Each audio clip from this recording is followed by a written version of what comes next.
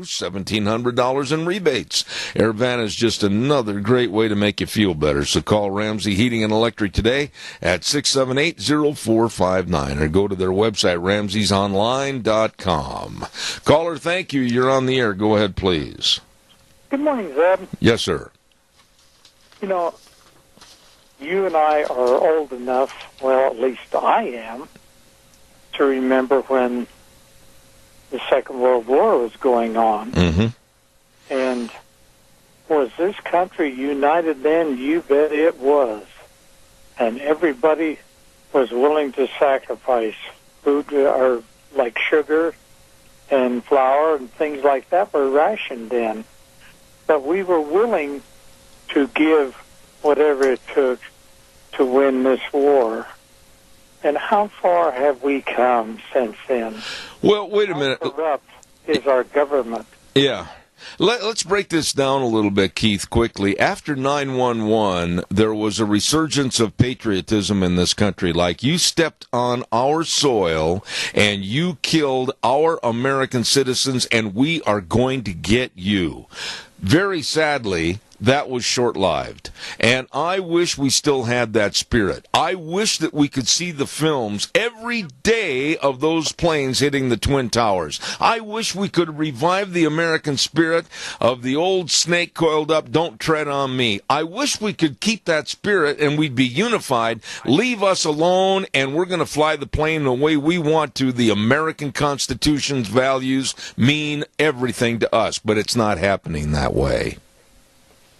Well, we are being destroyed from within. Yes. That's what our problem is. Yes, absolutely. People who live in this United States and pretend to hug the flag, they're the ones that are causing us all of these problems. When I listen to some of these people, like a proven liar, Richard Blumenthal, and he's a Democratic senator that absolutely is a proven liar. I'm not making anything up. I'm not making a charge that is just kind of wishy-washy. He is a proven liar about his service during the Vietnam War, and he comes out and he's going to introduce bills to take away our ammunition, etc. The Democrats want nothing but total control over Keith Cottom, Nancy Cottom, Deanne Bell, Zeb Bell, and everybody else, Keith. It's obvious. It is, and, you know, people have kind of lulled themselves into a predicament that the government's going to take care of them. Oh, brother. Especially those who are on Medicaid, food stamps, everything like that. They're not going to resist the government because that's how they're being fed. You know, the gimme attitude of, I don't want to work, I want to stay home, I want to get fat, slovenly, put on yoga pants and not have to go anywhere. I'm just going to stay here and let my government check come in every month. I am so sick and tired of this attitude. Why can't people get off their big fat butts and get to work, be self-responsible, try to make something out of their lifetime here on this planet with the abilities that God gave them? I'm sick and tired of catering to people that are too doggone lazy to make anything of themselves. I think it was Riley that said something this morning that, you know, it's just terrible of people's apathetic feelings about gun control and things like this. Just stand back and everything will be okay. Yeah, that's the problem. There's going to be a naive attitude that's going to take over our whole nation. I've got to run, Keith. Good to have you on the air this morning. God bless. Thank you so much. You bet. All right. Hey, don't forget our friends at Burley Physical Therapy and Rehabilitation at 1263 Bennett Avenue, Suite 2 in Burley. Oh, any aches or pains? You better make an appointment right now. Recovering from surgery or an accident, they can help you with all the exercises and, of course, the hydrotherapy pool. Oh, that helps. It does, and it's the only one of its kind in the area. I'm telling you, they are good. Nick Greenwell and all the top-notch physical therapists helping you at Burley Physical Therapy and Rehabilitation, 1263 Bennett Avenue, Suite 2 in Burley. Number to call, 678-1191. They are helping you get back to being you. I got to take just a minute, and then I want some more phone calls. It's that time of the year, and wow, I'm excited. I've said every year I want to get up there and partake in this, and I know Deanne wants to go up there to the great big Salmon Select Horse Sale. It's going to be at the Lemhi County Fairgrounds in Salmon starting April 12th through April 15th. Old Fred Snook, our good buddies, ahead of it. And this year they're going to have over 120 geldings consigned to the sale. It is truly Idaho's premier horse sale. And I urge you to be in attendance starting on Thursday, April 12th. They're going to have a big breakfast at 7 in the morning. April 13th, they're going to have the mule trail competition, the mule inspection, and then, of course, then they're going to have that big mule sale, and that's going to be at 6 p.m. on the 13th. Oh, my goodness sakes, don't forget. Then, of course, on the 14th, they're going to have that great big horse sale. All of this and so much more going on at the Salmon Select Horse Sale at the Lemhi County Fairgrounds in Salmon. Don't forget to get up there and enjoy yourself. Buy some good horses and mules. All right, calls are welcome. 436-2244, 1-866-927-4587. Give me a jingle. I'd like to hear from you. So come on, let's get in there and give me a call. I just had to make a little note here. And I need to have Deanne come back here real quick, if you would, please. I need you to help me on some copy. Give me a call, 436-2244, 1-866-927-4587. A California teacher was suspended from teaching her classes, and the reason was that she asked a very simple, bona fide question to her class. What would schools do, or would they consider letting students out for a protest mass for the right to life? Would you check that, please? Thank you. What would they let students out of there for a march for the right to life or a march against abortion? Probably not. But for an anti-gun rally, they let students out en masse to go willy-nilly wherever they wanted to go, do whatever they wanted to say, etc. Would they have the same right to go out and be against abortion? Caller, good morning. You're on the air. Earl, what sums all of this up and all our issues throughout the world is freedom is not free. It's not just handed out. You earn it bit by bit. This country has spread freedom throughout the world. Japan wouldn't be the country it is. European countries wouldn't be the countries they are. And that's what it's all about. And if we had restrictions as they're talking about now, God help us, what would happen? Oh, absolutely. The problem in America today, Earl, is, and I think it goes along with every call I've had so far, we, the American public, we're like sponges. We're just absorbing all the absolute filth and moisture that the left wants to pour on us and take away our guns, take away their bullets, do this, stop them from doing this, take away our free speech. And are we having any rallies, Earl, to fight them? Are we doing anything to combat these people? No. Well, I rally every day at work. And try to show my best, and that's one thing we can all do. Well, I agree with that. Everybody can do in their own little environment, their own part of the world, the best they can. But when you have people like Debbie Wasserman Schultz saying, well, we can't get rid of their guns, but we'll get rid of their bullets. We'll stop them from buying bullets. And then we have retired Supreme Court Judge Stevens saying, well, we need to throw out the entire Second Amendment. And unfortunately, Earl, in the climate of what's going on in America today, there are a lot of those people that are jumping on the bandwagon. Yeah, and they're lacking reality. Yeah. They've probably had it handed to them on a silver spoon.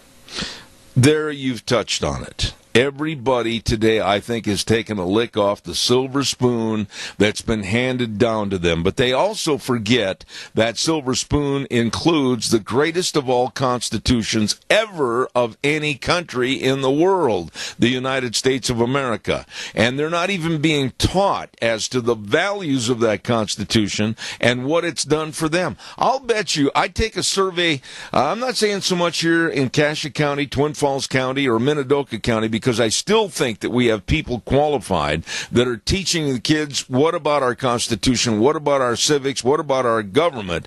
But you go to some of the bigger states and cities, Texas, Los Angeles, California, back in Pittsburgh, Pennsylvania, I'll bet you those kids have not got a clue. That's how I probably would see it too. But I don't live in those bigger cities. But we are shipping so much into those communities that they don't have a chance to work for, and they need to be. And we've outsourced so many jobs out of this country, and we've lost our appreciation for things. Just like you were talking about the door bangers there at the parking lot, Yeah. Those people should know better than to do things like that, or other things that goes on throughout the world that is far worse than that. You know what it boils down to is the word respect and caring for other things, other people, and just basically for life in general. We've lost our respect. Value. Yeah. Yeah, good way to put it. Value the things you create. Absolutely. Earl, I say thank you to you, and I appreciate it. Take care up on the hill. Have a good day, sir. Thanks. Yeah, I'll keep my battleship anchors on my shoes to stay on the ground. So. I haven't heard it put like that before. That's a good way to say it. Thank you, sir. Appreciate it. All right. I've been educated over the years, Ed. One thing I don't do is I don't chase hats real well in the wind. So if you see one of my black hats rolling up there, stop it, would you? I'll kick out an anchor with a little bit of chain on it. All right. Thanks a lot, Earl. Appreciate it. God bless. Thank you. Don't forget, every Monday we have a segment where we give away a dozen cookies to Sophie's Chatterbox at 530 East Street in Rupert. Oh, my goodness, what a great restaurant. And what a great bakery with all the cookies, pies, wedding cakes, beautiful wedding cakes over there at Sophie's Chatterbox, 530 East Street in Rupert. And that's every Monday at 8:30 we give away a dozen cookies. They are good, let me tell you. Calls are welcome, 436-2244, 1-866-927-4587. Don't forget, too, our friends at Berry Equipment and Rental, Sales, Service, and Parts. I understand that tomorrow we're going to have Juan on the air talking to us about all the great equipment. We're going to be talking about all the Bobcat mowers. We're going to be talking Bobcat mowers, the Walker mowers, all the Bobcat excavators in all the different shapes and sizes at Berry Equipment and Rental. They not only have the people, they not only have all the equipment, but they've got all the knowledge. And if you're not sure how to run something or work it, operate it, they'll take you out in the big sandbox out behind and they'll give you a great big crash course. Bad word, crash. Give you a course on how to learn to run the equipment. Equipment rentals, retail equipment sales, all of this and more at Berry Equipment and Rental. Addison Avenue West in Twin Falls, 159 West Highway 30 in Burley, and up in Nampa. Berry Equipment and Rental. Caller, you're on the air. Go ahead, please. Well, good morning, Zeb. Yes, sir. I knew you had to make a commercial and make some money. I did. Well, the thing about this taking away our bullets, well, there's some of us out here that know how to make our own bullets. That's true. And so that philosophy is not really going to work very well. Up to a point, I think you will agree with me that, yeah, that sounds good. Let's say that based on 100% of all the people, there might be, what? What do you think? 2, 3, 5% that know how to make bullets? Would you say that's probably true? Well, I bet it's less than that. Okay. But, the thing that I see about this society and the way it's going, especially with these progressive liberal Democrats, is that they're pushing and pushing and pushing towards the control of the people, and if they can't get control one way, they'll go around the other side and try to get it that way. And the the thing about the younger generation right now is when they've been brought up through the school system, they've been indoctrinated, so thoroughly, most of them anyway, especially the ones in the inner cities, that, just don't have to worry about it. We're going to take care of you. Yeah. We'll give you money to live on, yada, yada, yada. You don't have to work, And that's one of the things that's causing this problem in our society, is because they've turned our younger generations into dependents on the state. Yep. And that way they can get them to do anything they want, because it's the instant that they go against the grain a little, but we'll just take your money away. Well, I agree with you, and it's the tin cup atmosphere that is degrading our society and turning people that should have a desire to use the talents and abilities they've been given to go out and make a great life for themselves or a great career, and it's turned them into just nothing more than recipients that expect everybody to pay their way. Right, and this is one of the things that in the school systems now, unlike in the past, they don't teach the students anymore how to go out and make their own way. Yeah. They don't teach them how to start a business. They don't teach them how to have a work ethic, and become a good employee for some other business. Well, I would say that, to say that nobody is doing that is a unfair statement, because I think I've had many teachers and different circumstances on my program to where some are really trying to put this idea forth. But overall, unfortunately, in the plurality, I think you're right. Hey, I got another call and I got to do a commercial. Thank you. All righty, Zeb. You take care. All right. Thank you very much. Put a rock on your hat. That way it won't fly off. Right. Okay. Thank you. Hey, caller, I'll be right there. I want to remind everybody about the Bennett Boys Auction Service having the John N. Sousa auction. It's going to be this Saturday, March 31st. It's located over in Castleford at 3272 North, 900 East. And don't forget, they're going to have tractors, John Deere tractors, and they're going to have trucks, and they're going to have all kinds of farm equipment and miscellaneous equipment. This is going to be a ripping good sale. The John N. Sousa auction, 11 o'clock this coming Saturday, March 31st, over in Castleford. Look for the signs. You can't miss it. Bennett Boys Auction Service. No sale too big, no sale too small. Bennett Boys, they sell them all. Caller, good morning. You're on the air. Morning, Zeb. Yes, sir. Hey, I thought of something that come to my mind. Your last caller kind of brought it up. He's talking about the percentage of people who can make ammunition on their own. Well, that makes me come to the thought of what percentage of people on the left fighting for gun confiscation. I'm talking actual citizens, not politicians. The ones out doing the protests and all that. What percent actually realize what they're petitioning for?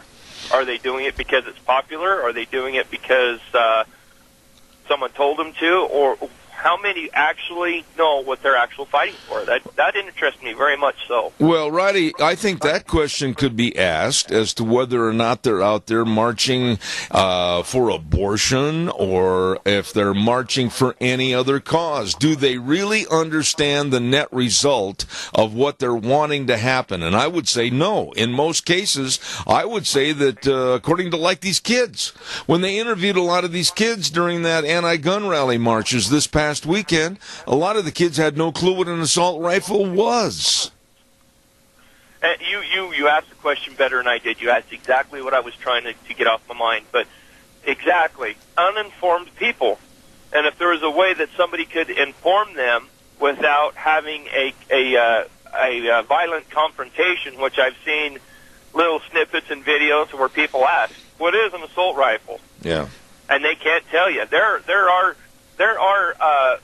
firearms out there who shoot just as fast as an AR-15, and AR, if I'm not mistaken, stands for the people who make it, not anything more. You know, Armor Right. Correct me if I'm wrong, but that's all it is.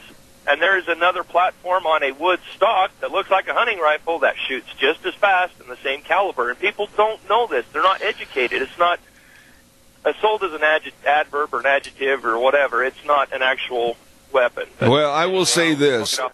I will say this, Riley, and I mean this, that whether you have a rusty old 20-gauge shotgun or whether you have many sporting guns for your use, whether you're a hunter or a target enthusiast, whatever the case might be, all people today that are legal gun owners should be very, very cautious and afraid of what the Democrats are trying to do. I agree. Doesn't matter if you have to load it and shoot it out of the same end. They're going to come after it. There you go. Thanks. Thanks, Riley. I appreciate it. Calls welcome, 436-2244, 1-866-927-4587. I almost forgot the number. You say it every day about 100 times, and then all of a sudden you have a little brain bubble, and you go, what was that? Anyway, I want to remind you, too, Airvana, again, is defined as the ultimate level of comfort you'll achieve with the presence of a new Lennox home comfort system. Don't forget, you possibly can get up to $1,700 in rebates. Check it out. Call Ramsey Heating and Electric today at 678-0459 or go to their website, ramseysonline.com, and check out Airvana with Lennox. There you go. All right, give me a call, 436-2244. I got to tell you this story really quick because it just infuriates me, and we talked about this yesterday on the program. One complaint. Again, I want to reiterate, one complaint to the city of Dallas about a mural that had been painted to pay tribute to the fallen police officers that had given their lives for the city and the populace of the area. One complaint said, take down the mural. Take it down. I don't like it. And they are. I heard this morning, and I was just absolutely ready to punch a hole in the wall. These police officers that were honored in this mural down in Dallas, Texas, they gave their lives. They gave their lives for others. And it was painted to honor them and their families in a way of saying thank you. And one complaint made the city of Dallas put their tail between their legs and show their real colors as cowards. One complaint.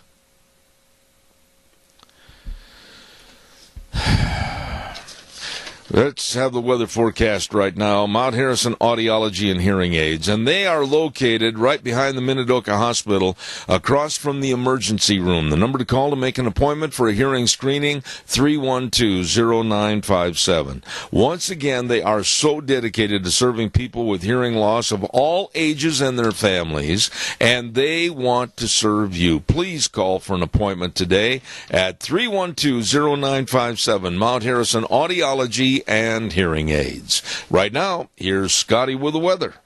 When wind and sun. That's what's in the forecast. Good morning with your Zeb at the Ranch weather forecast. I'm Scotty Cameron. Yes, wind and sun for today. Looking for a high around 53, partly cloudy tonight with a low of 33. Then for tomorrow, going to be warming up just a little bit, a high of 55. Mostly sunny skies. Still going to be dealing with some of that wind as well. Partly cloudy for Thursday night, a low of 35.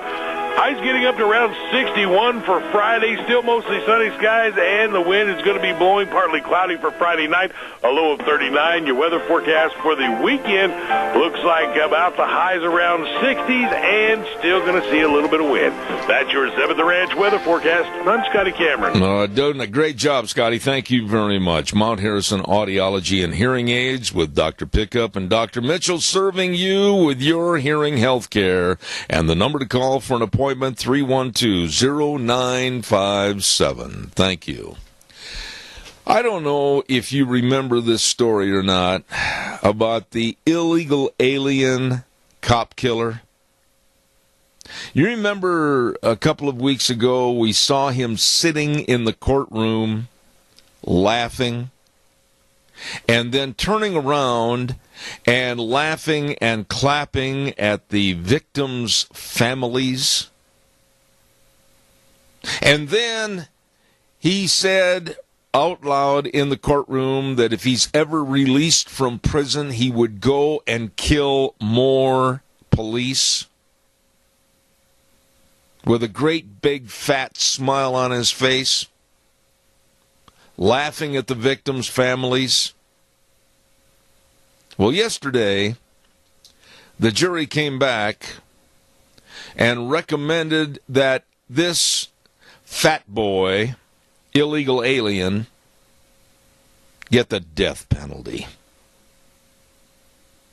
I absolutely am going to follow this story, and all I can do is hope that no one weakens along the legal trail, if you will. And I certainly hope he gets what he so much deserves, is the death penalty.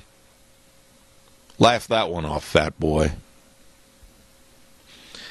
Calls are welcome, 436-2244, 1-866-927-4587. Give me a call. I'd like to hear from you. Oh, and it's not at all going to hurt my feelings to tell you about this next story. Al Sharpton's half-brother has been charged with capital murder in Alabama. I'll say it again. Al Sharpton's half-brother, his name is Kenneth Glasgow, has been charged with capital murder in an Alabama shooting. And, of course, there's been all kinds of excuses. Of course, there's been all kinds of saying, well, the media has blown this thing all the way out of proportion. But according to Alabama law, murder committed by or through the use of a deadly weapon while the victim is in a vehicle is considered a capital crime. He was in the car and purportedly was the driver of the car, the getaway car. A person believed to have aided or abetted a crime is equally liable for the underlying crime, and that is from the state of Alabama and their law. And you know what's really interesting about this half-brother to Al Sharpton? At the bottom of the story, thanks to Deanne for doing some research for me this morning, here we have a jolly old picture of Al Sharpton's brother with his arm around Hillary Clinton. Enough said. Calls are welcome, 436-2244, 1-866-927-4587. Give me a call. I'd like to hear from you. By the way, a little bit of an update on what's happening down in Orange County, California. They are saying absolutely no to Governor Jerry Brown, and the stupidity of sanctuary state and city laws and regulatory means that Brown is trying to impose on the whole state. And the Attorney General of California came out yesterday and told the sheriff of Orange County, it's a female sheriff, and she is tough. She looks like she's as tough as nails and not going to be afraid of anybody. The Attorney General in California said he may arrest the sheriff of Orange County. And she, in turn, was on television a couple of times and said, bring it on. She is going to abide by the laws of this country. She is going to protect her legal citizens of her county. She is not going to give sanctuary and a turnout policy to those that are child molesters, rapists, murderers, and whatever. And she told the Attorney General of the state of California, bring it on. I like that lady. We need more like her. Calls are welcome, 436-2244, 1-866-927-4587. Please give me a call. While I have a moment, I'm also going to tell you about our major sponsor, and that's your Magic Valley Les Schwab Tire Centers. All 7 locations serving you. Oh, my. Big spring tire sale. Yep, roll into spring worry-free with great tires for your vehicle, your cars, pickups, SUVs, horse trailers, boat trailers. Yeah, it's that time of the year. And don't forget, they can help you not only with the tires, but also with the best in brake service, front end alignment, shocks and struts, batteries.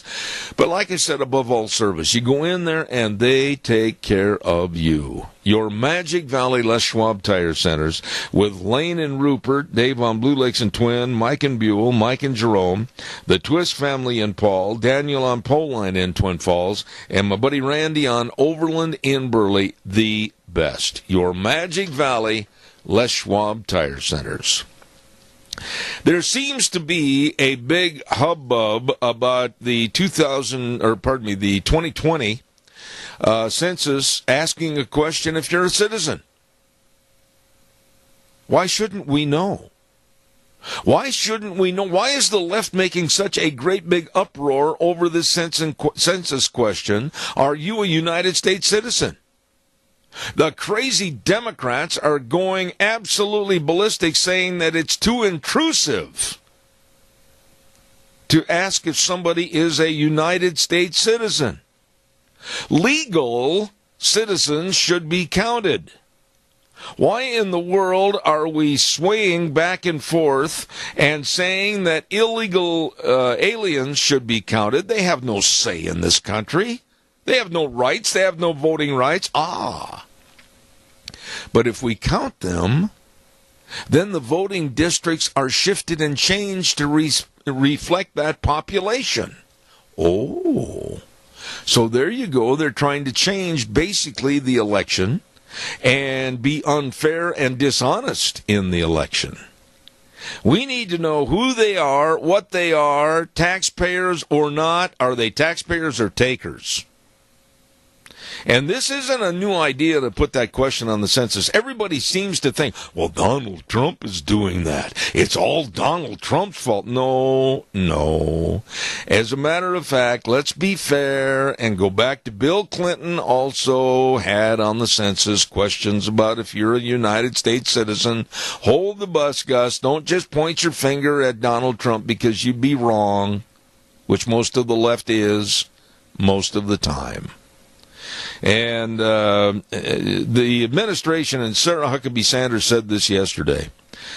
This is a question that's been included in every census since 1965, with the exception of 2010 when it was removed. She said the administration decided to reinstate the question because it provided data that's necessary for the Department of Justice to protect voters, and specifically to help us better comply with the Voting Rights Act, which is something that's important and part of this process. It never ends, does it? Okay. Well, here's what we got cooking for the rest of the morning. At 9:06, Dave Bego's going to be here. And then we've got Scott Paley coming on talking about the lying about the numbers of the anti-gun march. He's going to be on at 9:30. And then at 10:06, my good friend Dave Roper is going to be here. So this is going to be a good morning. Right now, I'm going to send it over to Wheels. We've got this great word for Tommy Ahlquist, and then we'll go up to CBS News. And the wind doth blow. My goodness, the winds are blowing out there today. Good morning, Zeb at the Ranch. I'm Zeb Bell with our major sponsor, your Magic Valley Les Schwab Tire Centers, all 7 locations serving you with a big spring tire sale right now. And, of course, some of our great advertisers like Burley Physical Therapy and Rehabilitation at 1263 Bennett Avenue, Suite 2 in Burley, helping you get back to being you. Other great advertisers, right now, Old Wheels is perched like a buzzard on the button, ready to hit it for Western Waste Services. From the canyons of the Snake River and all across southern Idaho, we're always at your disposal. Western Waste Services, we care about our community, our resources, and this great land. Western Waste Services is lending a hand, always at your disposal. Western Waste Services, don't forget they've got the Go Mini storage units. You know, I don't tell you enough about these. They're really handy. Call them up, talk to them about it, and they'll deliver one to your home, and then you can fill it up with all the stuff that you've been, maybe all the Christmas presents that you're not using and all the other stuff.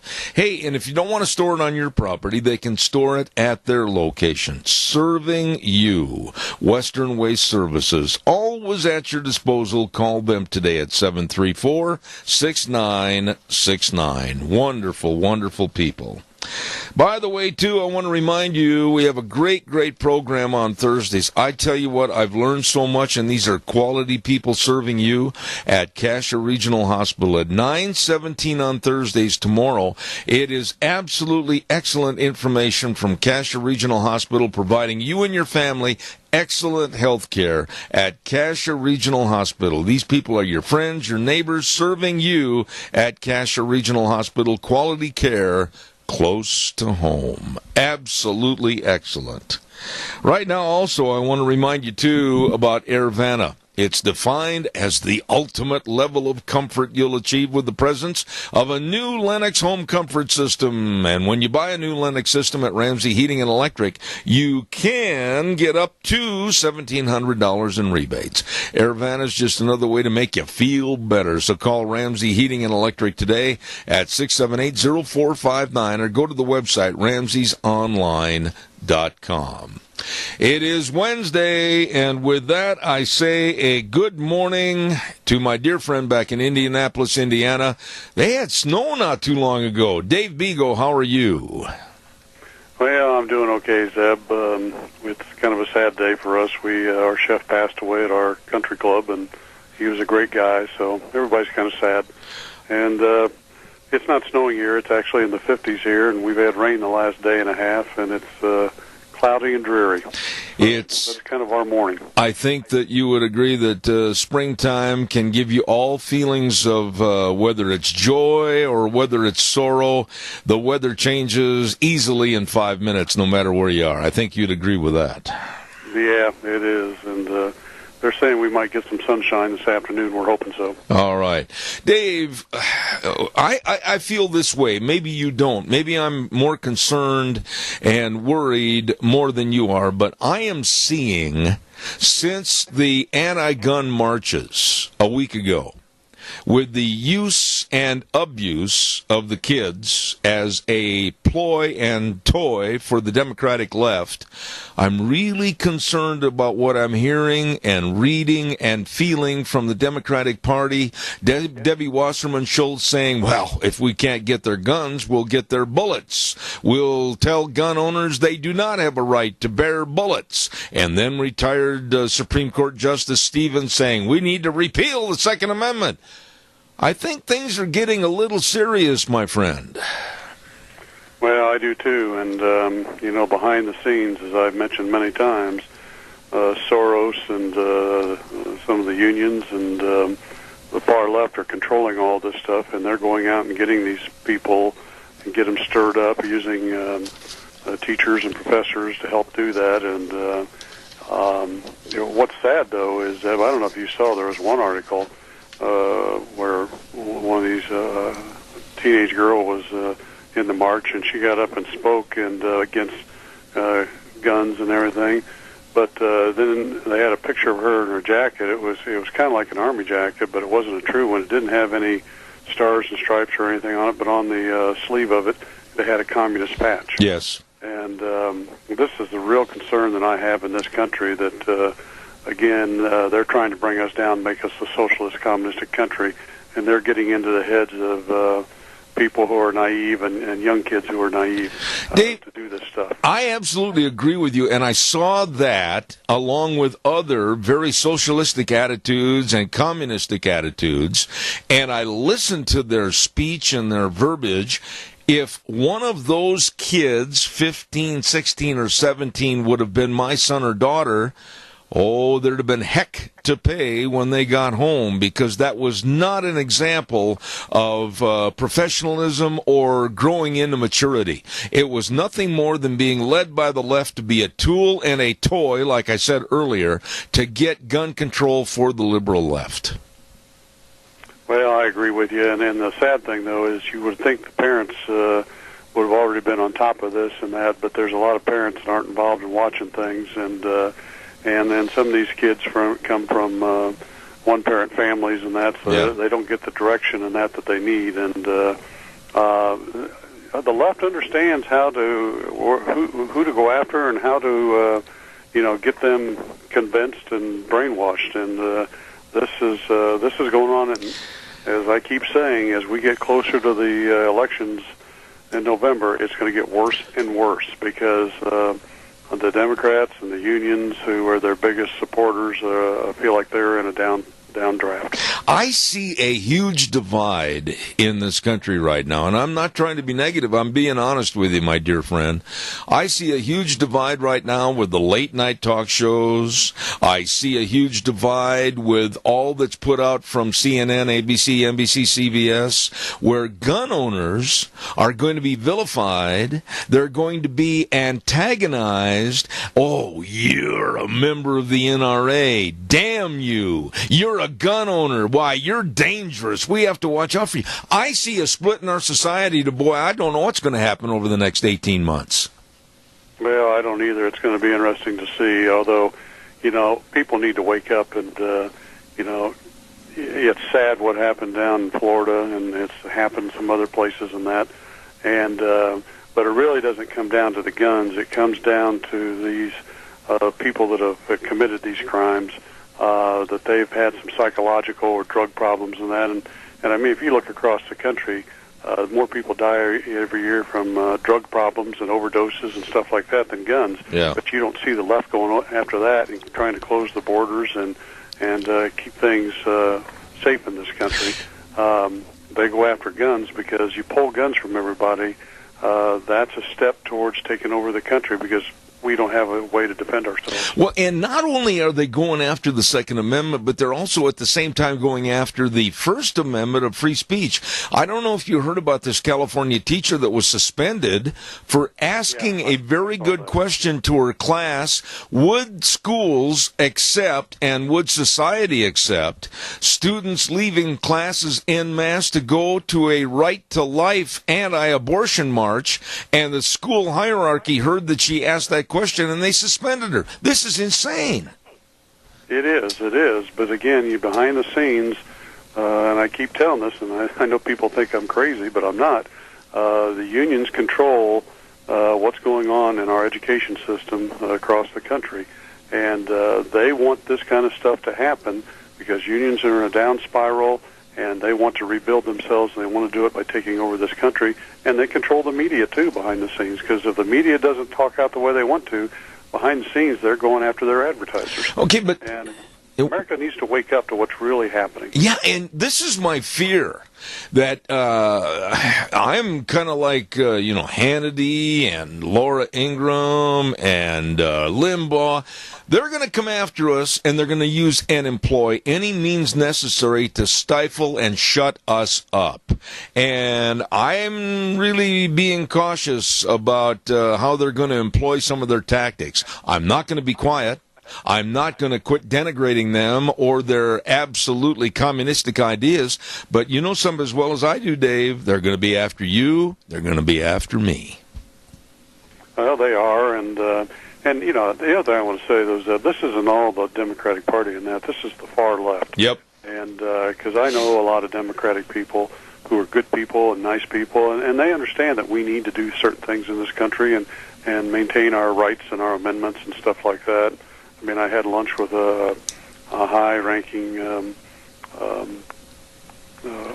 Democratic politician last Friday, and we were on the same page on a lot of things. He didn't like what's going on in this country either, and both sides of the parties, both sides of the aisle, need to wake up to what's going on to the far left and what we refer to as the deep state. And I don't know if you've seen the deep state, but Soros is out there and his kids and his companies pouring money into people's pockets to do these things. So they even poured money into some of the Republican pockets, like Ryan. Yeah. And they're trying, to brainwash these people and buy these people.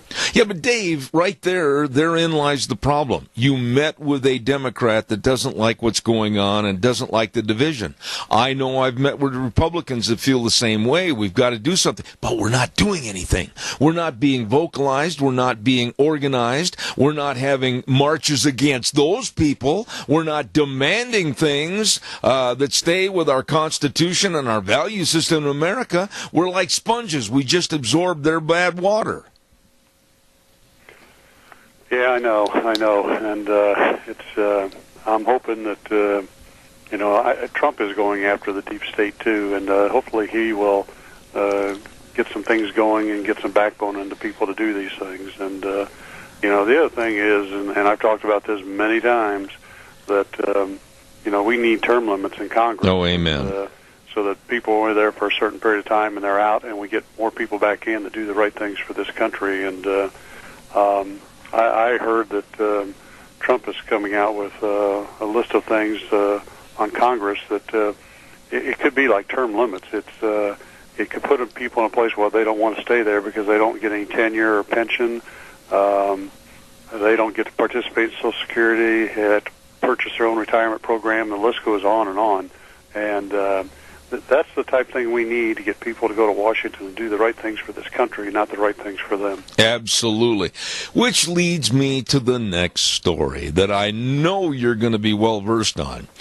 The census report coming up in 2020. The left Democrats are making a huge uproar for the census asking the question, are you a U.S. citizen? This is nothing new, David, my friend. But the crazy Democrats are going ballistic, saying it's intrusive and illegal to ask that question. Wait a minute.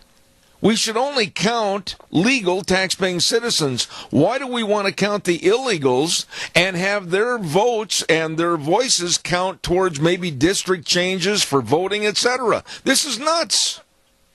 Well, it is, but this is how the Democratic Party over the past 20 years has risen, and through the Obama administration, he opened the borders and he helped bring people across, and they're using these people to go to the polls and vote them and keep them in office. And I don't know if you remember, I even talked about it in a blog I wrote where the SEIU actually went around in Nevada and picked people up on buses that weren't legal. They're immigrants, and took them to the polls and had them vote, because the SEIU controlled the polls in Nevada because the company that was running the polls, they were all SEIU members.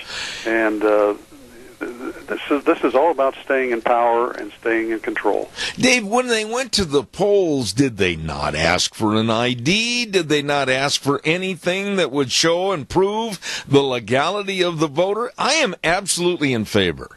If you don't have an ID that is current and really tells who you are, stay away from the voting booth. Well, I'm with you 100% on that. But not all states have that, and some states that do, they're making up false IDs in that. And it's sad what's going on behind the scenes, but we got to understand where this is coming from. And again, we are facing people that want to make this a communist, socialistic country. Doesn't it make you feel good, though, that it's so easy to denigrate the state of California and the idiocy and hypocrisy that's going on there with Governor Jerry Brown? When you hear the bright spots at the end of the tunnel, like Orange County and the Orange County Sheriff telling Jerry Brown, I won't tell you all the language that the sheriff and others have said to Jerry Brown, but basically, we're going to honor the federal laws. We're going to get rid of the illegal aliens in the proper way, as far as if they're felons, they're going to be held and they're going to be imprisoned. And the sheriff now is at odds with the attorney general in the state. The attorney general has threatened to arrest the sheriff, and she said, bring it on. And that's the type of people we need. And I think as this continues to progress, we're going to see more and more people that understand what this country is all about and how great this country is are going to start standing up more and more. And it's going to get more notice as this stuff continues to happen. Absolutely.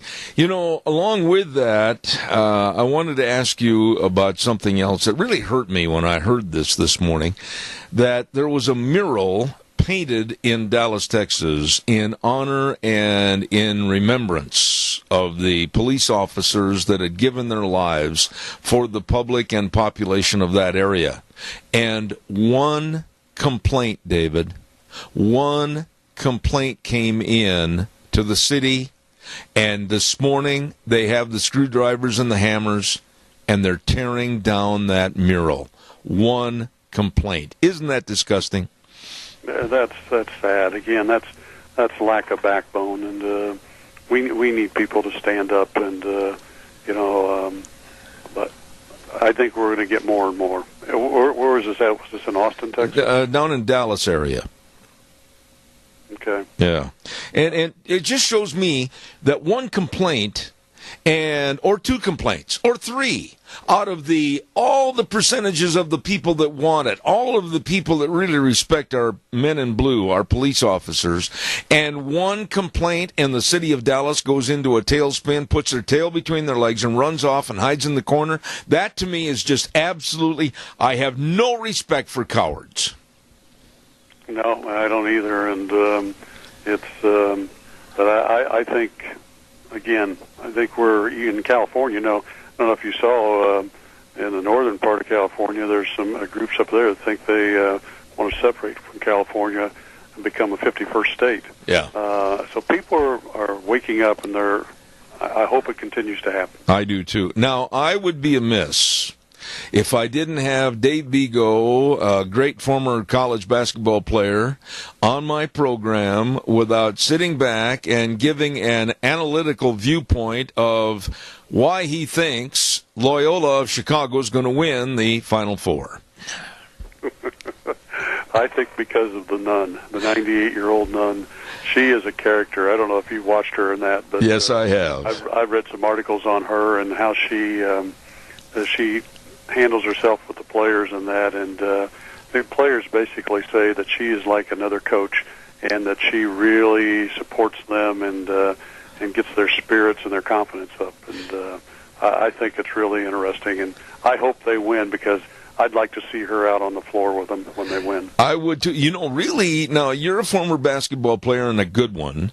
And when you look at Loyola of Chicago against Michigan, that's their first team that they have to face in the Final Four. I'm going to just be blunt. Can the speed and the outside shooting of Loyola of Chicago beat the big boys from Michigan? Zeb, I always look at it, and you got to look at the the talent levels and height and versus speed and all that kind of stuff. But yes, I think they can, because when it comes down to it, a lot of it is how tough you are and how strong you are inside, and what your willpower is in that. And I may be wrong, but I think this nun has really gotten into these kids' heads, and I think they're going to make a real go at it. I think they can beat Michigan. Well, and you know what I like about it? It's almost like the old movie that I absolutely have on my playlist here. I've got a tape of it up on my wall. Hoosiers. It's like the little school taking on the big dudes and knocking them off at the kneecaps. I love this attitude, and I hope they win. Yep. And, Bobby Plump, who played on that team and everything, I've actually got a couple signed autographs from him. I've met him, and that's what you need. You need people that have a lot of mental and strength and toughness, and are willing to go after it. And hopefully that's what will happen. Absolutely. I want to say to you the very best, and I hope all goes well for you, your family, your business. Thank you, Dave, for coming on the program this morning, and God's blessings to you, and we'll look forward to seeing you on next Wednesday. Thank you so much. Well, thank you, and thanks for having me on, and have a good day out there. I will, my friend. Dave Bego, a longtime dear friend on this program back in Indiana. Thank you very much. One of the most astute business people that I know in the United States. Good guy. I want to remind you, too, about our friends at Ark Animal Hospital at 750 21st Street near Connection Credit Union in Heyburn. Yes, the number to call, 678-1177. Ark Animal Hospital is a mixed animal practice, meaning big or small. They love them all, and they take care of them all. And they want to remind you to get your dogs, your puppy dogs, all vaccinated against that parvovirus. Very, very serious. Do that today. Ark Animal Hospital with Dr. Bill and the crew. They have the warm hearts for the cold noses, and I urge you to give them a call. Make sure your pets and your livestock are well taken care of. 678-1177, Ark Animal Hospital in Heyburn. Really, really good people. And when I talk about good people, that leads me also to talk about Joel Heward. He is the manager at Hanson Mortuary at 710 6th Street in Rupert, along with his family and his staff. Death is a part of life.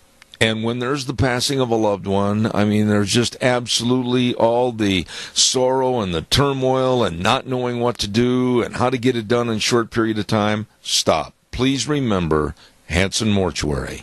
The number to call, 436-5636.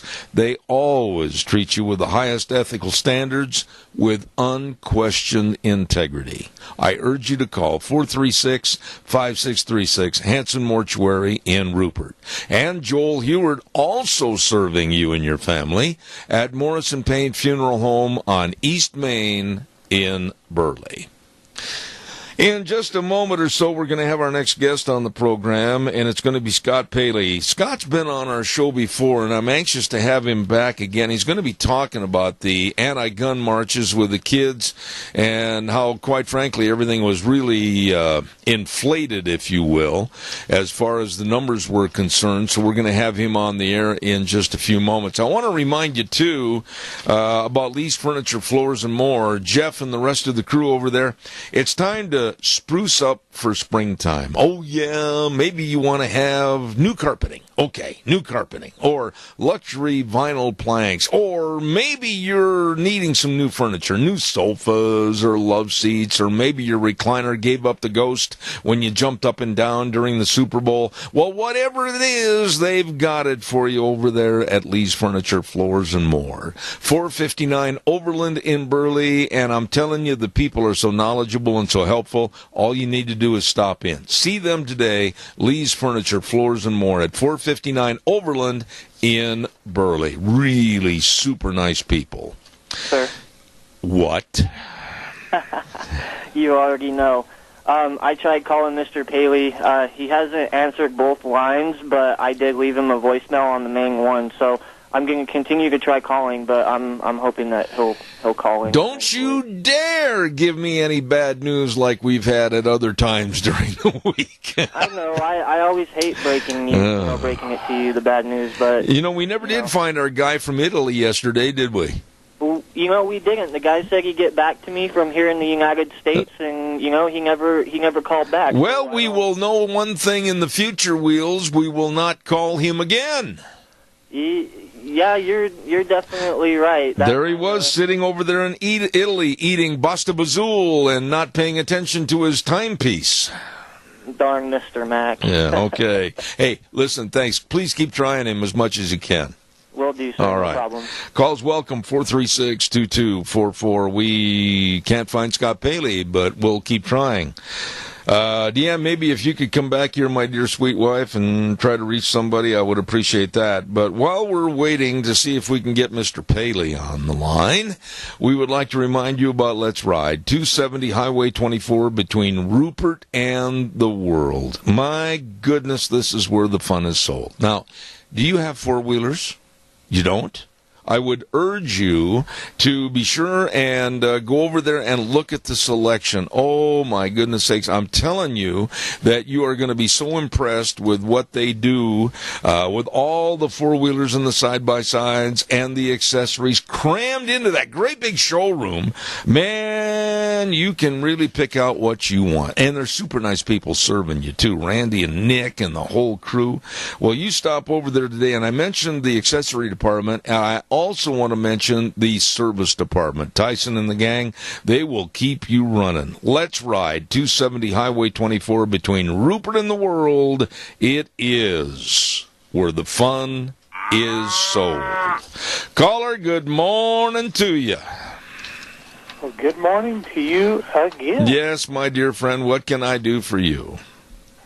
Well, I am so bummed out about how these demonstrators are getting away with all this stuff. One thing that I've seen on TV just minutes ago was last night at the Sacramento Kings game, they blocked the entranceway and did not let people in. Now, that is just downright disgusting because they lost millions of dollars because of the attendance. Now, when you say they blocked the entranceway, be more definitive. Who are you talking about? The people are protesting the death of that young man. Oh, yes. Police shot. Yeah. Now, let's just talk about that for a minute, Keith. Hold on just a minute.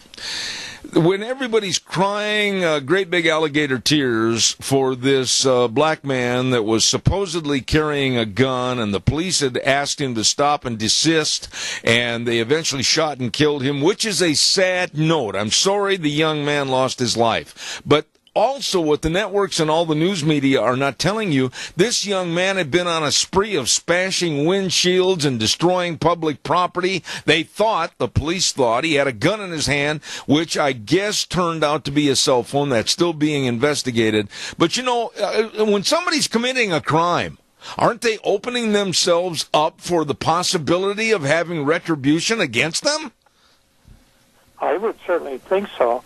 And then they showed how this was on NBC, I think it was, and then they showed how could you not see that this is a cell phone when this was a very large cell phone that they were showing. Yeah. I don't think that's the same one. I think he probably had a very, considerably smaller phone that could easily have been mistaken. What difference does it make? What difference does the phone and its size make? If you're committing an illegal, illicit, and vandalous act, and the police are telling you to stop and desist, and you start waving and ranting and everything, I'm going to take the side of the cops. They have to make a split-second decision, and this is true, Keith. They have to make a split-second decision. Is that guy going to shoot at me or not? And I am not going to sit there and cry alligator tears for somebody that's committing a crime.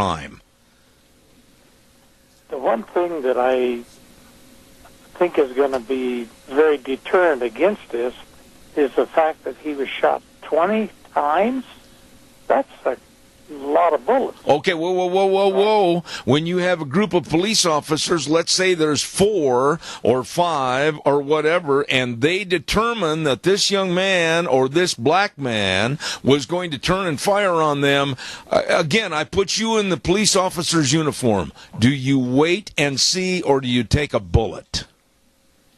No, I think I want to make myself perfectly clear.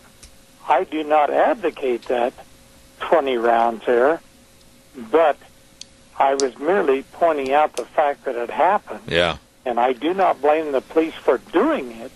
I'm just saying that's going to be a point that's going to be brought up against the police. Yeah, but did you ever notice, though, Keith, and I guess where I'm really getting upset about this story in particular, and other stories of its ilk in the past, that when somebody is out committing a crime, they're being a felon, then they get caught, and unfortunately they lose their lives. Automatically, the left goes out and pickets and condemns and damns the police. Wait a minute. If they weren't committing the crime, they wouldn't have got shot in the first place, Keith. Well, that's true. And I would like to see the police be able to do their job without all these people coming up against it. That's right. I am so sick and tired of the criticism of our law enforcement. It's pathetic. At this point, we're just armchair quarterbacks. That's right. And we're just voicing our opinion and everything else. So when it comes to our doorstep, we're going to have to decide then. Well, why is this story any different in the way it was created than what happened back in Missouri with the young punk that came in the car, tried to climb in the car and get the police officer, and the police officer warned him? You know what I'm talking about, the Michael Brown story. And the kid gets shot. This kid was a thief. He was a felon. He had committed other crimes. He got shot. And the whole world took the side of this kid. Oh, this is terrible, etc. Wait a minute. If you're not doing wrong, you're not going to get in trouble, and you possibly won't get shot. Well, just like the hands up, don't shoot. That did not occur. That's right. But yet they made that seem so real to the public that I think a lot of the public bought into it. That's right. It simply was not true. They had witnesses there and everything. Well, you got my blood pumping this morning, buddy. Things are too late to prevent what is going to happen. I got my guest on the phone, Keith. I got to run. Thank you so much. I appreciate it. I'll be right with the guest in a moment. I want to remind everybody about Cameron and Siemens Insurance, Highway 24 in Rupert. The number to call to make an appointment and find out more about their insurance, life insurance, health insurance, retirement planning, and employee benefits. You need to do this today. Call them at 436-4424. That number again, 436-4424. Cameron and Siemens Insurance, Highway 24 in Rupert. Well, the lost is found. Scott Paley, how are you? I'm good. Nice to talk to you again. Yes, sir. Good to have you on the program. I thought for a minute that you forgot about our meeting on the phone, and I got a little worried there.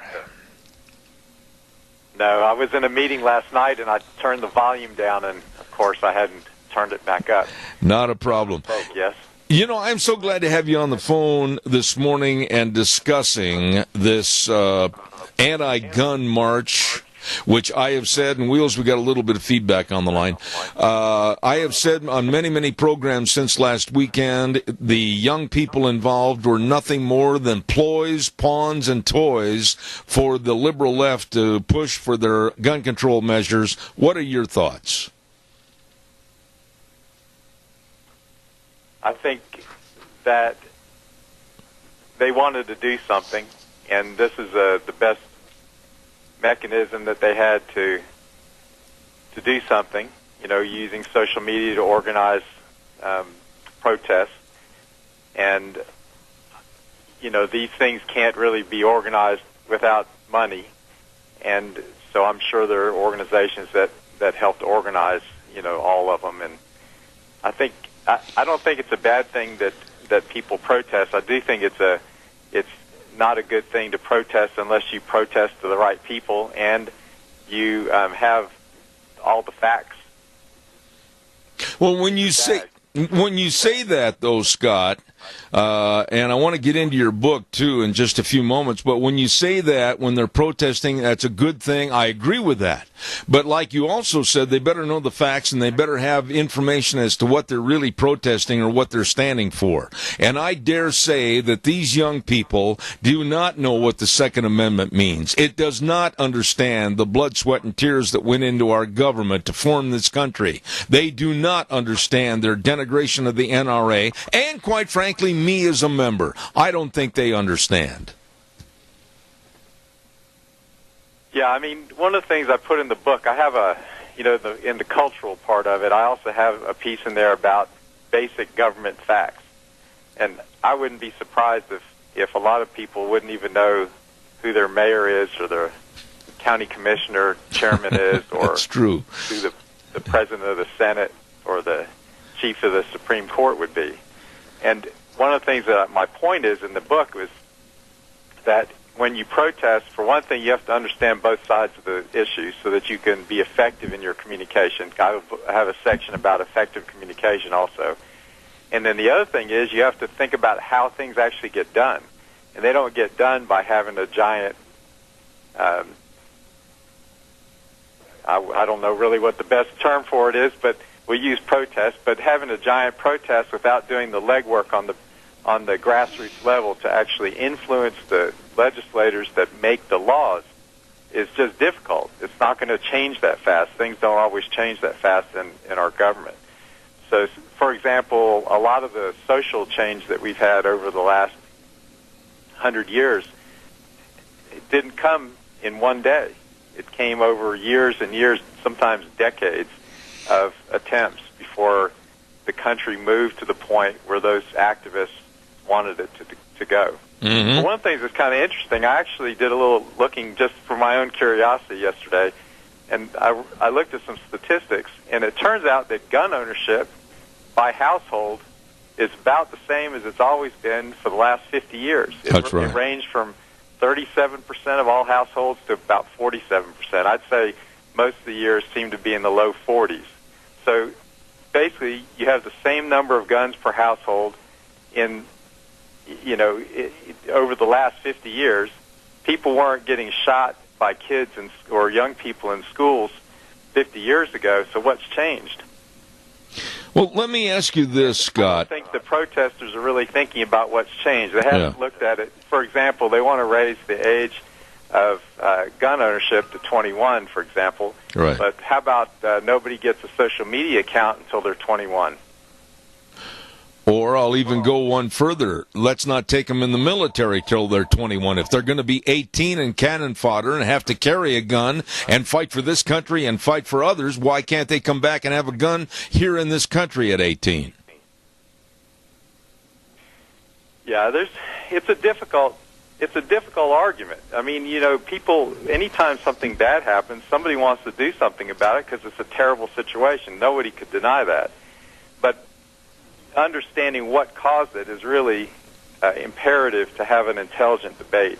I don't think that one of the things I touched on in the book is that people howl about different things and they scream one louder over the other, and you can't really have intelligent conversations with people because they get so mad at you that you just don't want to, you get to the point where you just don't want to even say anything anymore. Right. And that's really not helpful. I mean, I think reasonable people could all come to an agreement on the best ways to solve problems if you actually looked at all sides of it and made that determination. I agree with that, but I also think that the march and the numbers and the net result of the march was way over-amplified. Would you agree? Well, at least for what I've read, I would say so. It's difficult to trust a lot of the things that you hear about now, and you really have to think of things or look at things with a discerning ear and eye. I know that when I listen to media reports, I constantly look for the bias. I didn't do that a long time ago, but now I do, and it's actually interesting to see it. And it could be bias on both sides. if someone states that this is my opinion and this is an opinion show, and if you want to watch my opinion show for entertainment and you don't mind that I have that opinion, fine. But if it's supposed to be news where you're reporting what's supposed to be factual and then you inflate numbers to make yourself look better, that's not right. And we have a lot of that now, and it's just not a good thing. Let me ask you about your book, and I apologize. We got a little bit of a delay and a little feedback, Wheels, if you can tone that down just a little bit. You have written the book, Get It Together, Cultural and Practical Tips to Be a Successful Adult. Whew, it looks to me like they all better read your book because we've got a lot of problems with the youth in our country. I don't think they're getting the proper education. I don't think they're being informed about how to use their talents and go out in the world and be successful and have a great career. What are you telling them in this book? Give us kind of a thumbnail sketch. Well, the book has 4 parts. The first part has to do with culture and what made America an exceptional country as it relates to the people and how they made that happen. And it also has some other useful things that address some problems that I've seen in the news quite a bit. For example, what do you do if you're stopped by the police? How do you behave? What do you have to do so that both parties feel safe and that you know what your rights are and then they don't have any issues? But that part is about what kind of person you should be to be a successful adult. The next part deals with getting into college, not being in a huge amount of debt doing it, and how you go about doing that, some tips about that. And then it also deals with jobs, how to decide what kind of job you want to get and how do you go about doing it. And then how do you write a resume and interview for phone interviews and face-to-face interviews, and what do you have to do to be successful in a job, and even how do you resign from a job if you need to. And then it moves into, so if you're the right kind of person, which is the cultural part, you're more likely to get into the school you want and more likely to get the kind of job you want, which is going to allow you to be successful enough to probably be able to save money and have a bank account and process these kind of things so that, in the end, when you retire, you've actually got something to retire on. So now we see many, many households that don't have nearly enough money to retire on, and many middle-class households don't even have $400 to put together in case of an emergency. Right. And that's just a matter of decisions and also, what kind of position they put themselves in the beginning. Scott, let me ask you. I know from experience, I started off very poor. Uh-huh. I remember looking for quarters and dimes in the seat of my car trying to find enough money for gas. So I'm not, even though I've done very well, I didn't start off very well. So, it takes a little bit of experience to be able to share that with others.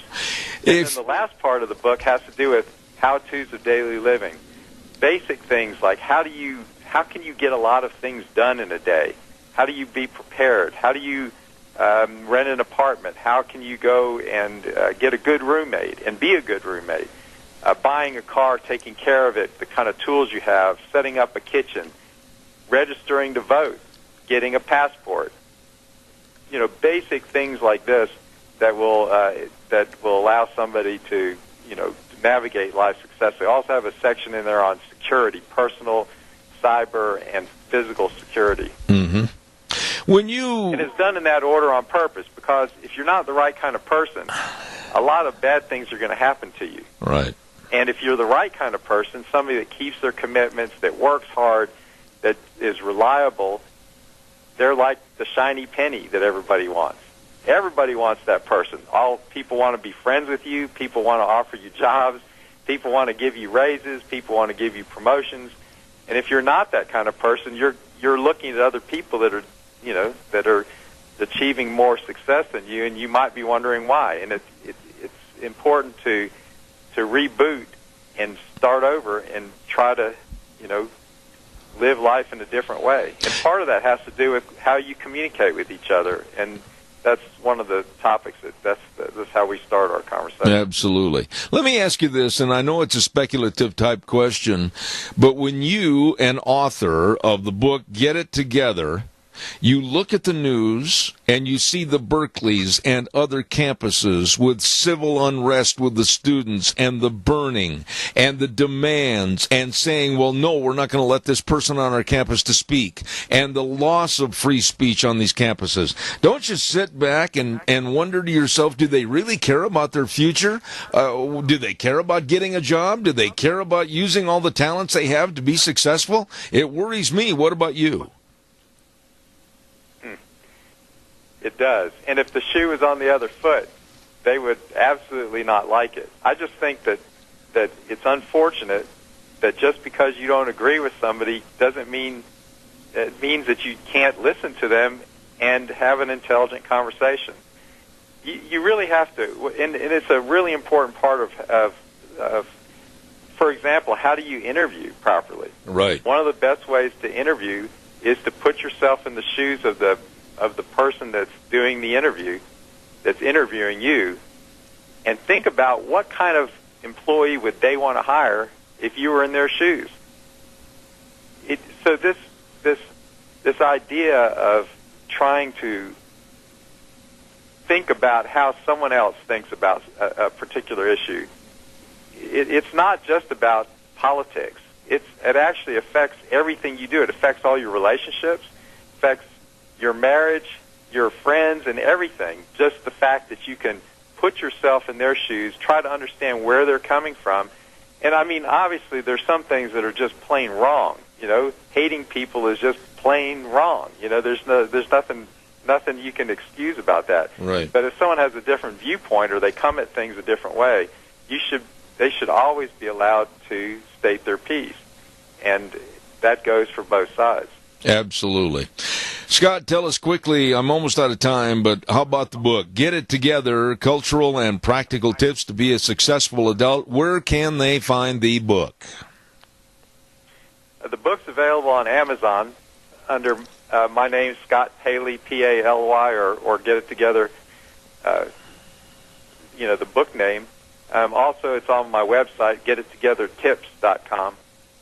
And one other thing, too, is that I wrote a mentor guide to go along with this book because I'm interested in organizations that work with young people that would be interested in teaching this book as a class. I'm doing it now in Asheville where I live, and I just heard today that a local high school just got it approved, and that one of their teachers has been teaching it as part of their curriculum. Great. So that was really cool to hear that today. But it's really important that the people that do it have mentors in their lives, and a mentor would have an opportunity to guide them through this book. Absolutely.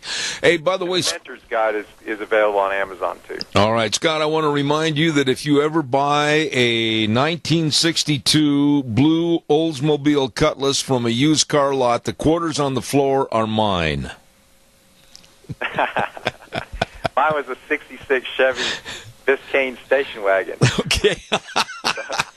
Hey, listen, I appreciate you coming on the program, Scott Paley, and come back again soon, sir. I appreciate you being on the show. Thank you very much. All right, sir. Have a good day. Scott Paley, the author of the book Get It Together, Cultural and Practical Tips to be a Successful Adult, and I hope his book is a huge success. Absolutely.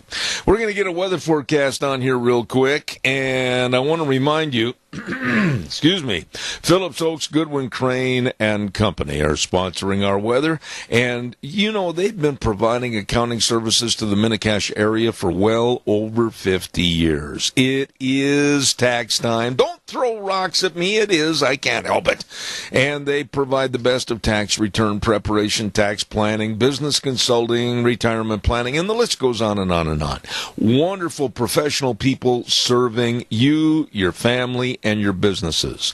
Be sure and get a hold of them today. Phillips Oaks, Goodwin, Crane, and Company, with offices in Burley and Rupert. Right now, here's Scotty with the weather. wind and sun. That's what's in the forecast. Good morning with your Zeb at the Ranch weather forecast. I'm Scotty Cameron. Yes, wind and sun for today. Looking for a high around 53, partly cloudy tonight with a low of 33. Then for tomorrow, going to be warming up just a little bit, a high of 55. Mostly sunny skies.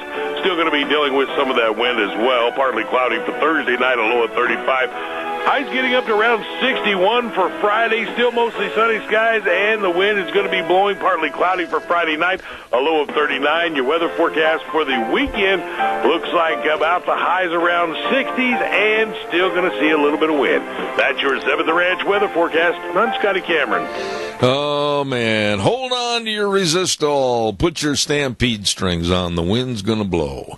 And don't forget, too, it is tax time, and you want to work with the best so they can help you with the best of services. Phillips, Oaks, Goodwin, Crane, and Company. They can help people starting a business or a corporation, business owners that want to expand and hire more employees. They have the answers. You stop in or give them a call today. Phillips, Oaks, Goodwin, Crane, and Company with offices in Burley and Rupert. Wow, right now, my good buddy Wheels over at the station is going to have this good word for Tommy Ahlquist, and then we're going to head right to CBS News. Wheels, take it away.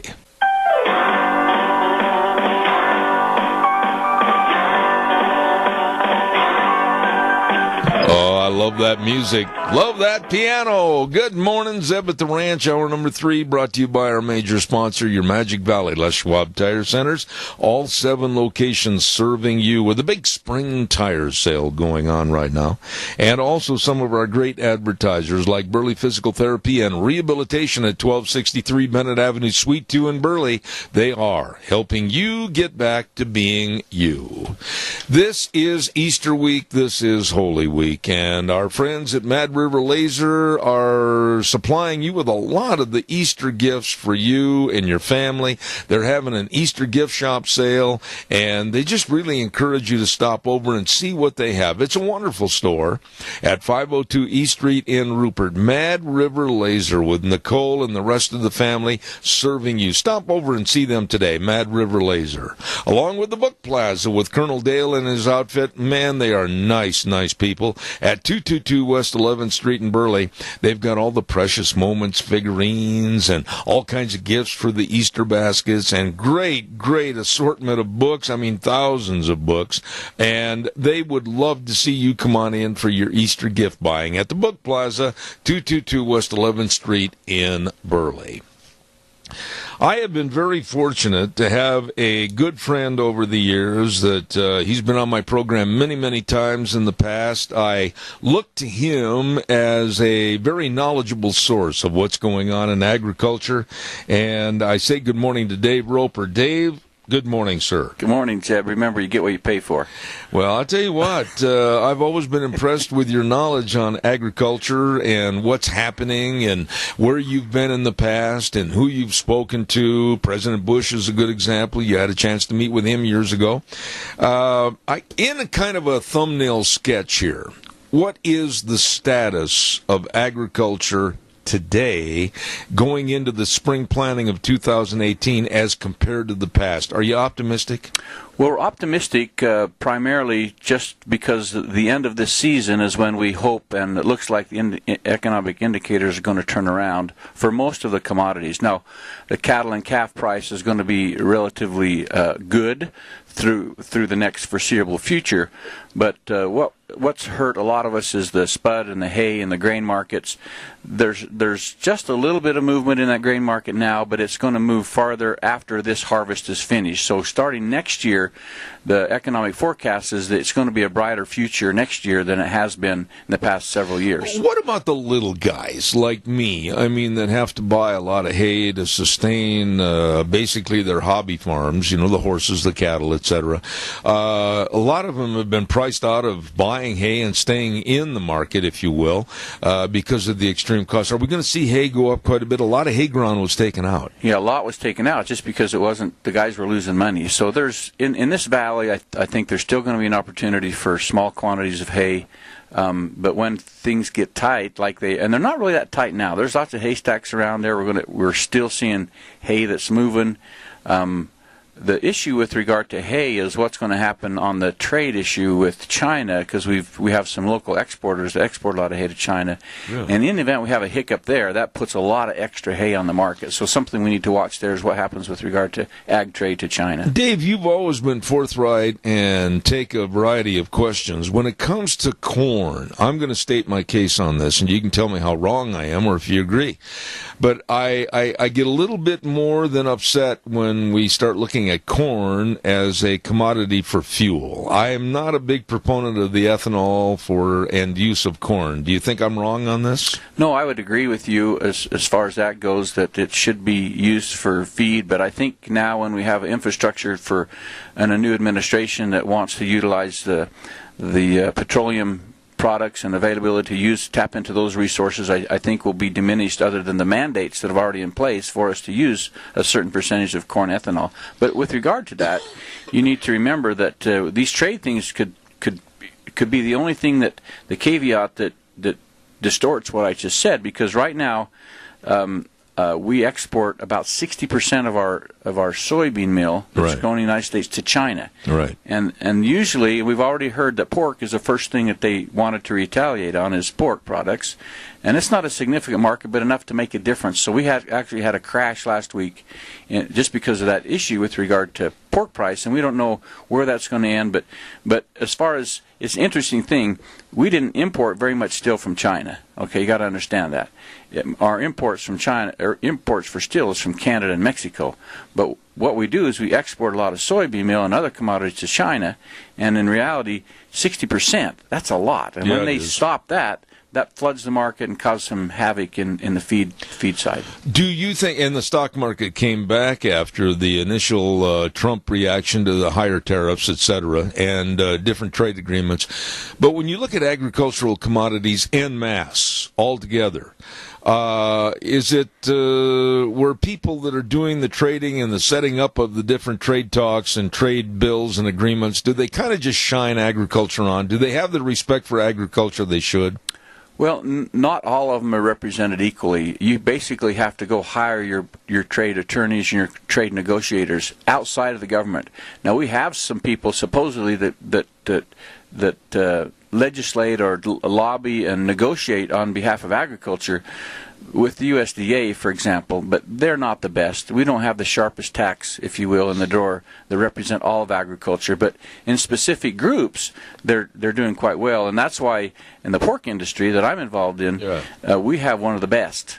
And in fact, they'll say, we'll negotiate because we've got an agreement with Caterpillar, Ford Motor, and pork. And it's always funny, that's kind of what they say. But just because we've hired a really good attorney that negotiates for our interest, and that's really what you have to do. You have to be astute as to what your needs are, and right now we're vulnerable because we're exporting now 25% of the pork produced in the United States. Right. Along with that, and I'm kind of shotgunning here, Dave, so have some sympathy for the way I'm asking these questions, because we have a short period of time to get all this in. But when you look at the livestock industry as a whole, whether it's the pork producers or the dairy producers or the cow-calf operators, feedlot, whatever it might be, there seems to be a push by the environmentalists to get rid of all livestock and thus not have to have the need to feed. And then, of course, the methane gas allocations come in and everything, or I should say allegations. What is the status of animal agriculture today as compared to maybe 3 or 5 years ago? Well, it's, as far as the regulatory arena, we're actually in a little bit better place today, but not just because the regulations have eased up. It's because I think agriculture is doing a stellar job in protecting the environment, protecting the livestock, and doing the things that are right and good, and sustaining in that industry. However, there's still those individuals that want nothing but the total vegan diet in America and the world, and we just have to be vigilant, because those people have a significant voice and there's a lot of money behind them, and we have to do the right thing for the right reasons. But it doesn't mean we have to sit on our laurels. We have to be prepared. For one thing, you've just learned that the CERCLA requirement for emissions is now on hold again, because otherwise all of the farmers in the Magic Valley, we were getting ready, the livestock producers, we were getting ready to have to report our air emissions to the Coast Guard. Say that again. Well, because of the circular requirement, the reporting requirement on a livestock, like if your horse pen and everything, if it could emit maybe 100 pounds of ammonia a day, then you are required to fill out a report to the Coast Guard, to the U.S. Coast Guard. Coast Guard. Yes. May I please ask a further question? Why the Coast Guard? That's where it was set up, initially set up. And so they've interpreted that law to mean something different than it really was intended to. So that meant that if there was a risk, or say a vessel burst in the ocean, or a railway car burst and it emitted a hazardous gas, then there's a reporting requirement to do that.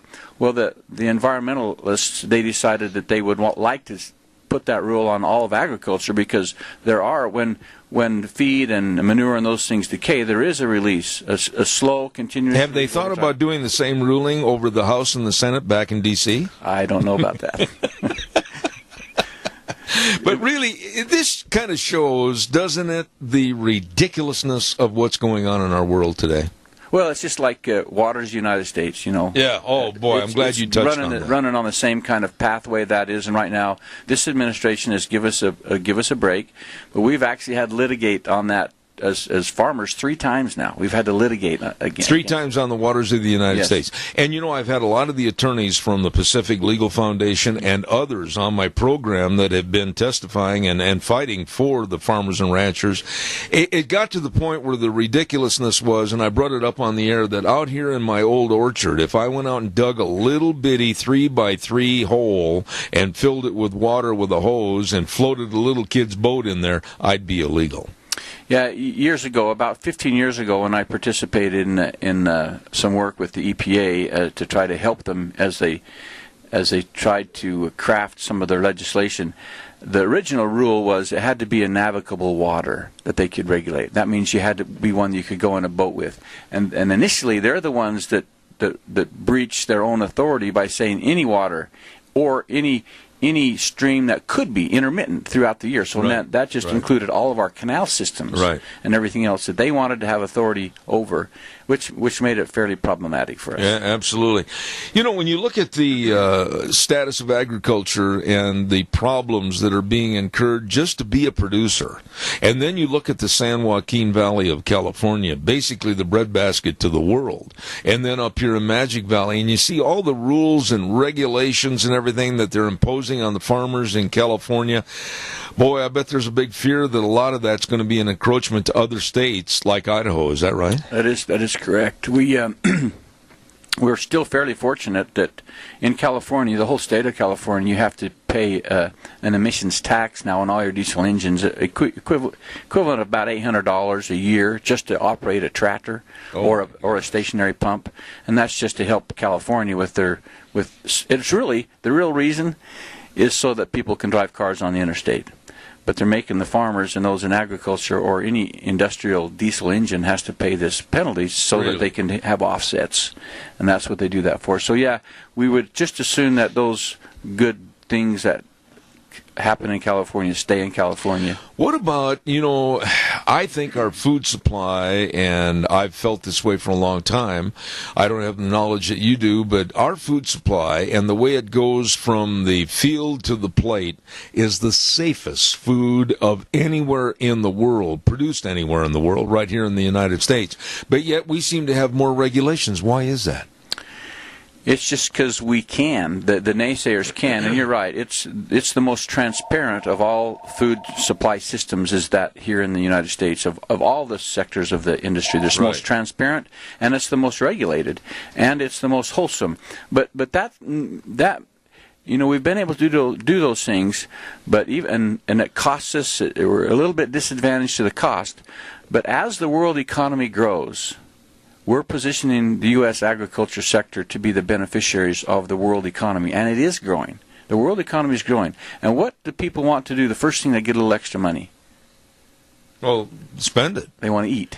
They Well, want to yeah, eat that's better. true. They Eat want to eat a better. little bit Sure. better. So Sure. you've never been that hungry, the looks of you. Yeah, well, I was going to say, you haven't exactly pushed away from the table too much lately either. Well, that for what goes for us goes for the rest of the world. Absolutely. They don't generally have the diet of protein that you and I Absolutely. enjoy. And Absolutely. when they get a little extra money, the first thing they want to do is quit eating rice and beans. They'd like Yeah. to try a steak, or they'd like to try some fish or something that's more substantial, or at least a change. And so we're the beneficiaries of that. We are beginning to export a lot of our ag commodities, and it helps our whole economy. Well, your point is so well taken, though, because if countries that are, let's say, third world countries, if they develop a better income source and they want to eat better, they certainly don't imitate and emulate what China does. They don't imitate and emulate what Japan does. They seem to want to, hey, United States, come on over, McDonald's, Wendy's, and Burger King, isn't it? That's exactly right. And speaking of China, I don't know that we'll ever be able to trust China as far as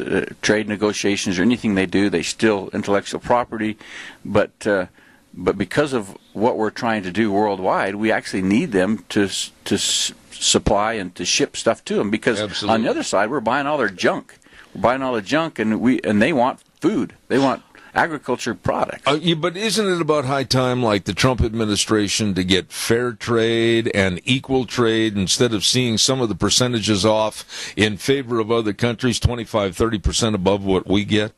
I think you're exactly right, and I'm not so concerned now. And I was a supporter because of what it did for my industry on these other trade agreements. It helped us. We were at the table and able to negotiate. But I think one thing that a lot of people need to understand that those trade agreements, they're not just locked in stone forever. Once an agreement, there's always little nuances about the trade agreements as it goes forward. So I applaud his efforts to look at those almost on a regular basis to find out that we're not getting in trouble and make sure that we're treated fairly all the way through. So I fully support that. The other thing it does really is that, especially from what the other administration did, is puts people on notice that you're not going to walk all over us and we're not going to say I'm sorry. Amen. Amen. This brings up the point, too, that, like my audience right here this morning, they have an opportunity to listen to a man that is in farming and a well-known and respected pork producer, and you've kind of been there and done that philosophy. But do people today have as much respect for what they sit down and enjoy at least 3 times a day?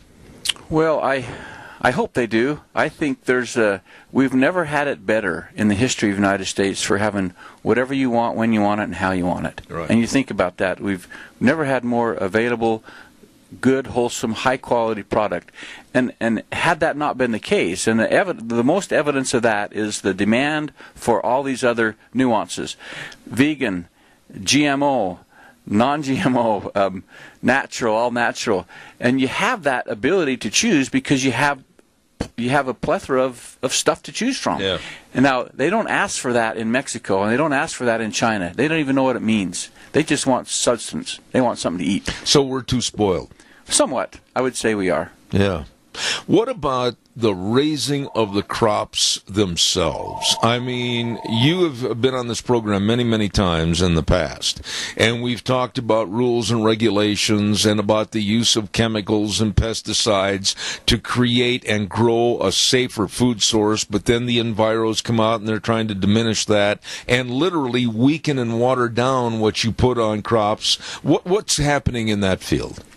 It's interesting, and I hope that maybe my perspective isn't the only one that's skewed, but as you look at some of the basic crops that are raised here in the Magic Valley, I think that over the past 5 to 8 years, we've identified more challenges to getting the optimum yields, and it isn't necessarily a lot of it has to do with we're not allowed to use certain chemicals that would help us alleviate those concerns. But I think we're seeing a new host of foodborne pathogens that are in the soil that don't allow the crop to reach its full potential. For example, 10 years ago, only the potato guys would have to worry about Vapam, to kill the nematodes. Right. Now it's almost in a lot of the ground, and it wasn't, and it just occurred naturally. So I don't know whether the intense farming we do has had a difference on that, but we see the stresses now that cost a lot of money and make it so that it's not as appealing to be in agriculture just because of the cost of production anymore, the cost to actually do that. And the other thing that people may not be aware of, we're going to see some substantial increase in ag commodities for two reasons. Number one is that the cost to buy and own farmland is never going to go back to what it was before. Yeah, I mean, we're talking $10,000 an acre. That's true, and usually, as a general rule, people own their land for roughly 20 years. Now, people can argue one way or the other, but the Economic Research Service suggests 20 years. In that 20-year period, you've got to try to pay for land with the commodities you raise on the land. And I tell you, today, at the land price, it's not going to happen. So what's happening is they're speculating that whoever owns the land, which quite often isn't agriculture owners that own the land, it's outside interests that own the land, then lease it to farmers, because they didn't have any place to put their money. So they put it in agriculture. That's right. But at the end of the day, they might be able to sell it to somebody else. But this will not continue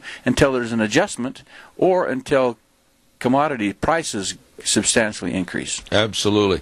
Let me talk to you about an issue that I'm almost a little tentative to bring up on the program, because nobody wants to think about something that would be as dangerous and devastating, but the vulnerability of our food and the protection of our society in buying and maintaining a good, safe food supply. How safe is our food today because of outside interest and possibly even terrorism? Well, I think it has to be addressed. It is, and I know this is the reason you don't like to talk about this is because you and I were on separate issues, separate parts of the page as it comes to tracebackability on livestock. Now, I understand the cow-calf thing and how difficult that and how much it cost. It was relatively easy for me. So so right now, if there's an issue with one of the pigs that go to whatever market it goes to, they can actually trace that pig through the system right back to my farm, and I'm okay with that because it makes so that if there's foot and mouth disease somewhere in the country, I have a trace back and accountability that I'm good and I can still sell my product. But if there wasn't traced back to my farm, and it's voluntary for me, if there wasn't traced back to my farm and through the markets that I use, then the whole area would be shut down and you couldn't sell any. It'd have to be all euthanized and done something else with to protect the human food supply chain. So that also happens we have significant trace back with other commodities as well. A lot of our grain products, and a lot of these things are tested at the point of delivery. For example, our milk is always tested at the point of delivery. So it goes into cheese. It's always tested, and they don't want to admit that, but they actually have a complete trace back to where that milk is picked up. Any dairy the milk's picked up, there's trace back to that dairy. So in the event that there's something that sabotages the system, you've got steps, you've got checks and balances to find out where the error or the harm could take place. I had a congressman back east tell me on the phone here about 2 months ago when I was visiting with him over another issue that one of the fears, and again, let's just lay it out there, people need to be aware of it, one of the fears is in the grocery store itself. Well, there's lots of stuff that can happen in the grocery store, but I think the first part is when we become a world market and we start, and what's really happening is we're importing a lot of products to the United States that doesn't meet the rigorous tests that we have to go through. And it was really evident when I had a leadership responsibility and we had an issue with, they were stopping pork at the border, and the Secretary of Agriculture called me up, of Trade, and he called me up and said, "What should we do?" And I was dumbfounded as to, "What do you mean what you do? I'm a farmer from Idaho. I'm going to tell you what to do." I said, "Give me some ideas." And he said, "Well, it's stuff, Mexico won't take our stuff, won't take our pork. And they want it, but his brother or something didn't want it." He said, "I would suggest maybe stopping strawberries and tomatoes at the border. Would you be all right with that?" And I said, "Sure." So that day, the trucks were stopped at the border.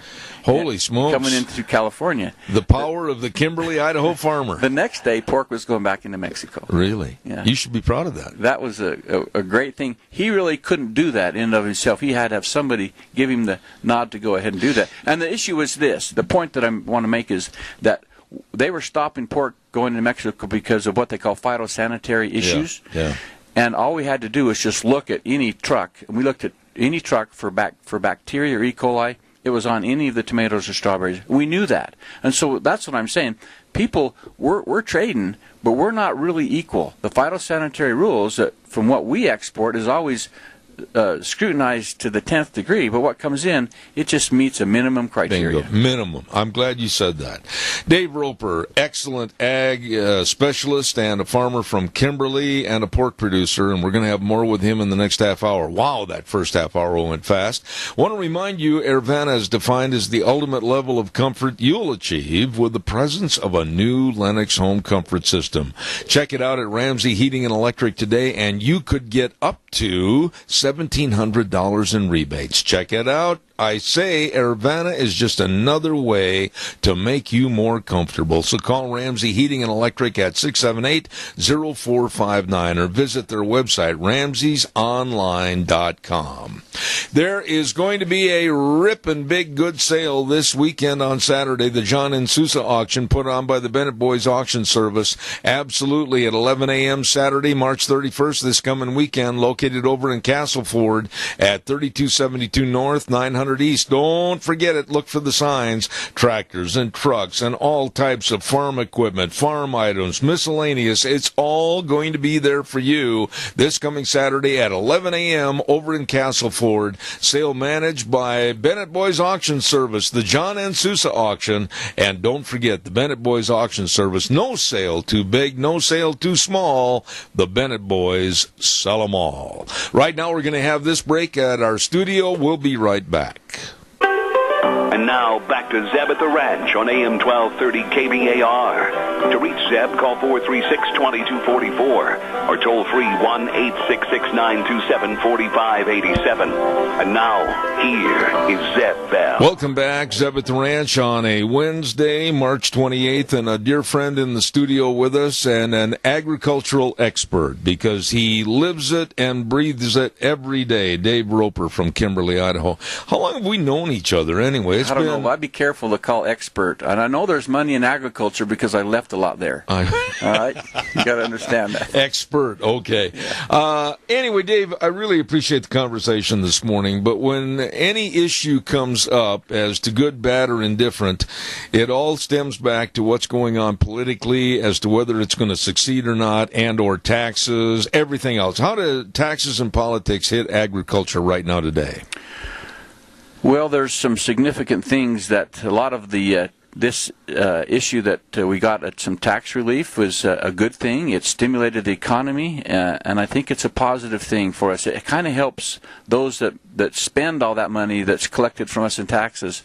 They have to take a second look at it. You and that's don't mean to tell me that Nancy Pelosi was erring when she said $1,000 is crumbs? Yeah, that was wonderful for those on the other side, and I applaud that. The thing about the tax issue is she was against this corporation tax reform. I can tell you that I have two businesses that are a corporation, LLC, and most of the mom and pop operations in the valley, because of the tax code that was established by the government, they're corporations, and corporations are people. They're you and me. So she kind of forgot who she represented, and she spewed stuff all over them, and it backfired on her, and that's a good thing as far as that goes. But I think there is going to continue to be some tax reform. There's actually tax reform that they're working on doing here in the state of Idaho. They've had the interesting thing, you don't know it, but you know that your Idaho state taxes went up? No. You find that out. Get one of your state representatives in here, and they'll tell you that actually your rates went up this year just because Idaho got some money from the federal government, some relief, and ours went up, and that's okay for me because they went up for the right reasons. They went up for school and for some infrastructure. But most people, they don't want to talk about that our Idaho tax rate went up. Yeah. Well, it did. Yeah, it did. And it was just, and it maybe doesn't feel so bad because Trump gave us some offsets to help maybe that. Do you think that the Secretary of Agriculture, Sonny Perdue, do you think that his office, and the people that are working in and for agriculture back there really are getting the podium or the mouthpiece that they should for as reliable as we are on agriculture? Absolutely not. I think it's the real issue why agriculture gets a black eye is the USDA budget for agriculture, and I don't have the numbers in front of me, but 90% of that budget in the U.S. Department of Agriculture, you know what it goes to? Food stamps.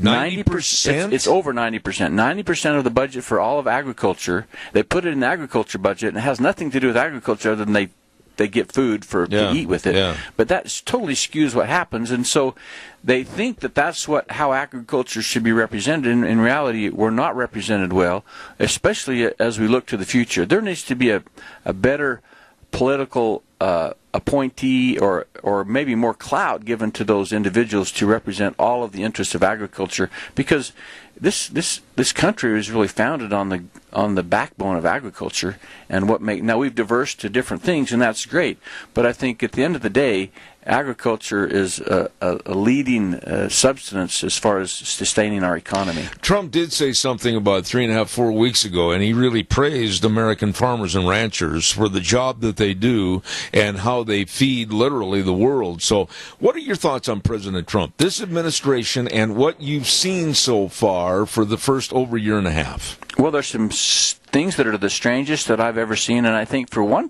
thing, it's shell-shocked all the traditional Republicans. They don't know what to do. They're like they're lost, so to speak. They don't know where to go, what to do, or they want to step out of line, but they don't dare. And there's a few that do, and they get cut off. But I would just tell you that the first thing that people need to be aware of, there are more women now in the political arena than ever before, and this is one that's coming up, and that's not necessarily a bad thing, but I think it helps us understand that. The other thing that's interesting is now we've seen what happens. This is the first time ever, a few weeks ago, that the government shutdown was led by the media. That's right. It wasn't really the Democrats that did this. This is all orchestrated by the media. Right. Now, there's going to be some wildest things come out after all this, I don't know what you'd call it now, but all this hoopla going on about this Russian deal.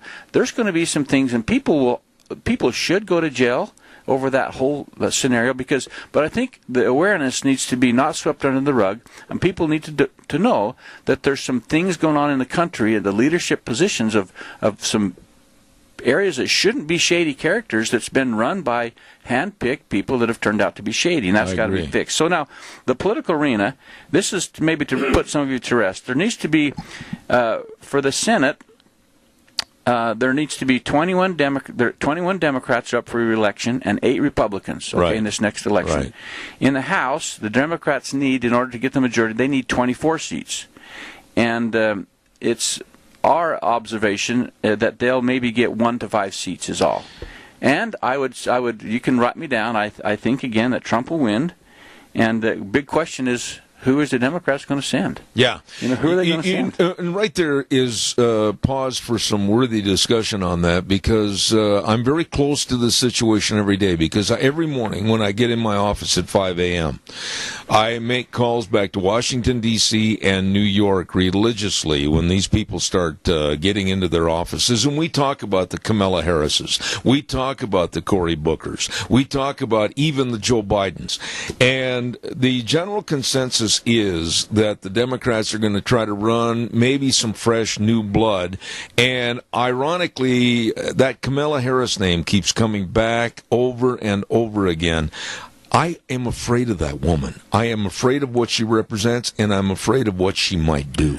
Well, I think there's not just one to be afraid of. There's exactly a host. Right. And the one that probably scares me more than anything has to do with the media. They are so powerful, and I'm here to tell you that Trump's feud with the media, it's not going to get any easier. It's going to intensify. It's going to get worse. It's going to intensify. Yeah. But to think about what he's doing, and he hasn't even got all these cabinet people appointed. They won't let him. Isn't that just the most crazy thing you've ever heard? It's unbelievable. And so Trump needs 60 Senate seats to have the same power that Obama had. Right. When Obama was in there. Right.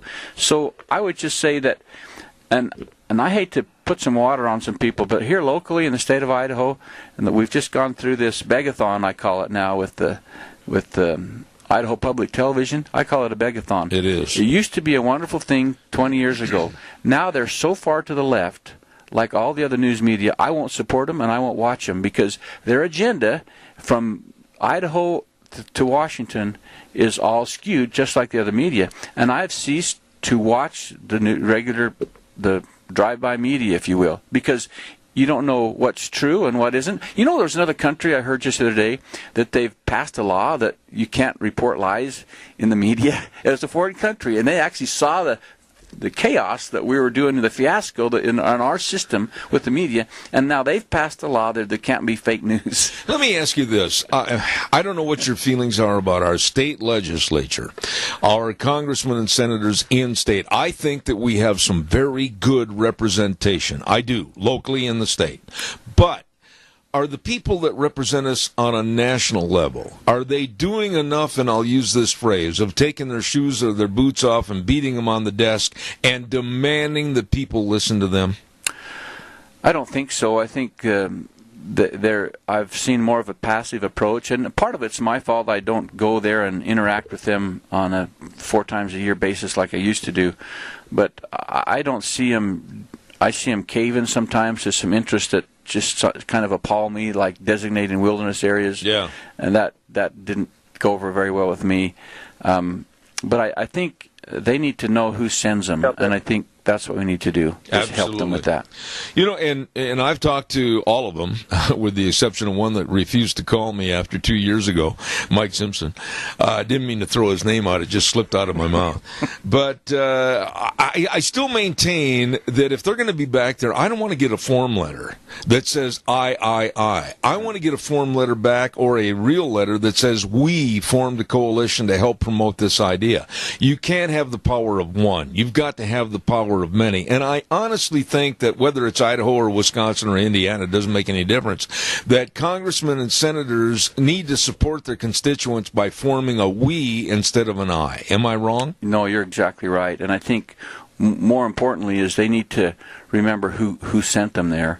And you can read whatever you want to in the press or whatever's on fake news, but at the end of the day, those conservative values that everyone believes in, and I have some good friends who are Democrats, and they're appalled at their own party. You know, the interesting thing here is that there may be being a new party formed because of that. Because this guy that won. I don't know what state it was. He won because he was a conservative Democrat. I never heard such a thing. Actually, his platform and everything when he was running, it was in Pennsylvania, was more Republican than it was Democrat. And he basically told the world that he was not going to support Nancy Pelosi. He didn't want to support that kind of ideology. I wonder where we're going to find him in a dark alley. Well, I think that as it relates to the people that represent us here in Idaho, I think those values that are held firm in the state of Idaho, as a person represents the groundswell of those values, they're going to do well. Yeah. But when you get out on a limb and start embracing these other ideas like sanctuary cities and those things that totally break the law, that's when you're courting I'm glad you brought that up. I got a minute and I got to do a weather forecast, but I'm glad you brought that up in very short verbiage.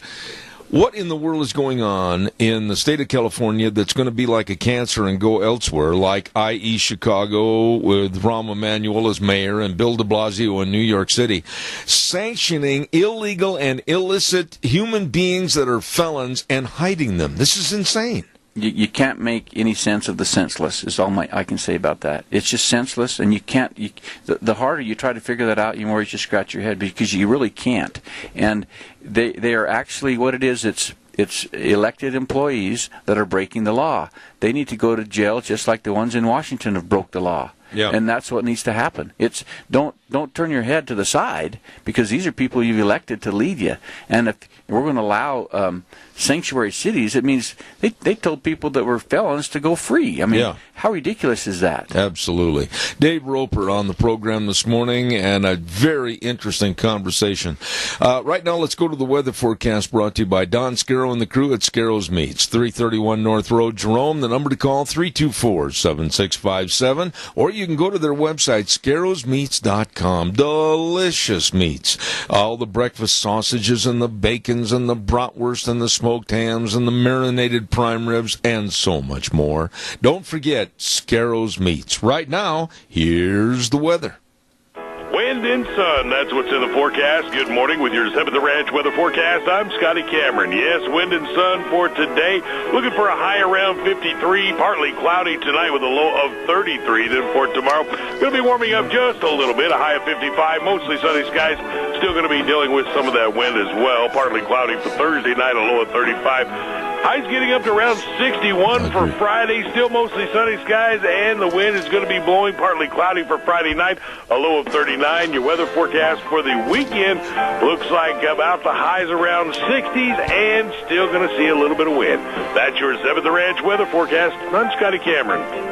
Thank you, Scotty, and the weather brought to you by Scarrows Meats, 331 North Road, Jerome. The number to call, 324-7657. They are changing the way we eat, one delicious bite at a time.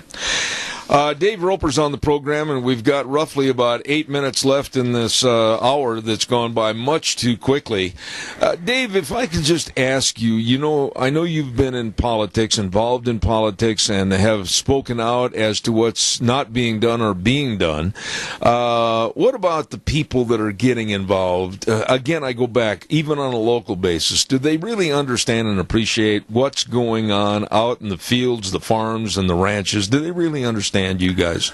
Well, I think that there are some, but that we're getting more and more distance from the grassroots, if you will, community to special interest, if you will. And special interest, I mean people that have this gun control thing of these kids do, and that's kind of what I would refer to as a special interest. And they're a group that have a cause, and everyone has a cause, but I think what I'm referring to is someone that represents the interest of a local community and what builds that community, and this is what I see what's happening in the Magic Valley. It's going to grow now to be similar to what Nampa and that area has grown in Boise Valley.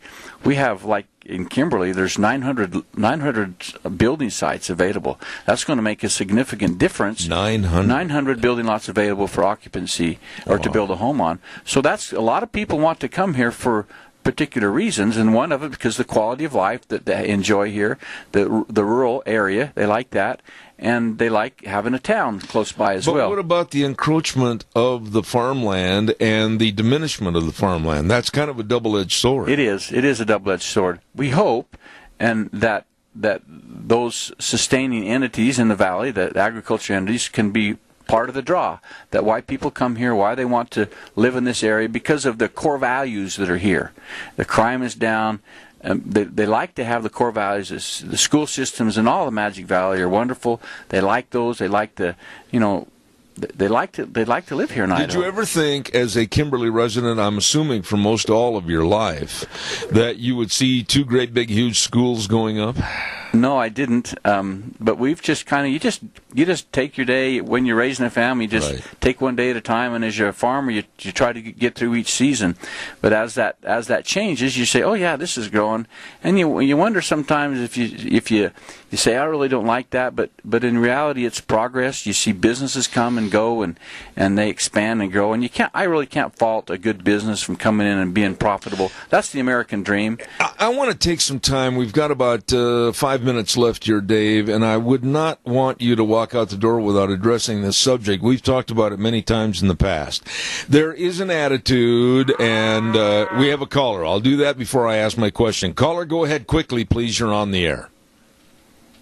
Well, Twin Falls and the southern Idaho area are poised to grow faster than anywhere else in the state, even in some cases faster than Boise Valley.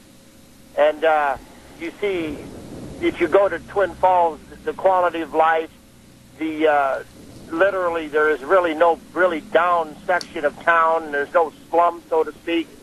There's plenty to do. The people are friendly, industrious, hardworking, caring.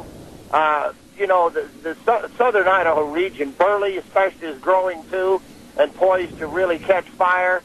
And these grounded people that live here, that grew up here and understand, like you said, the values.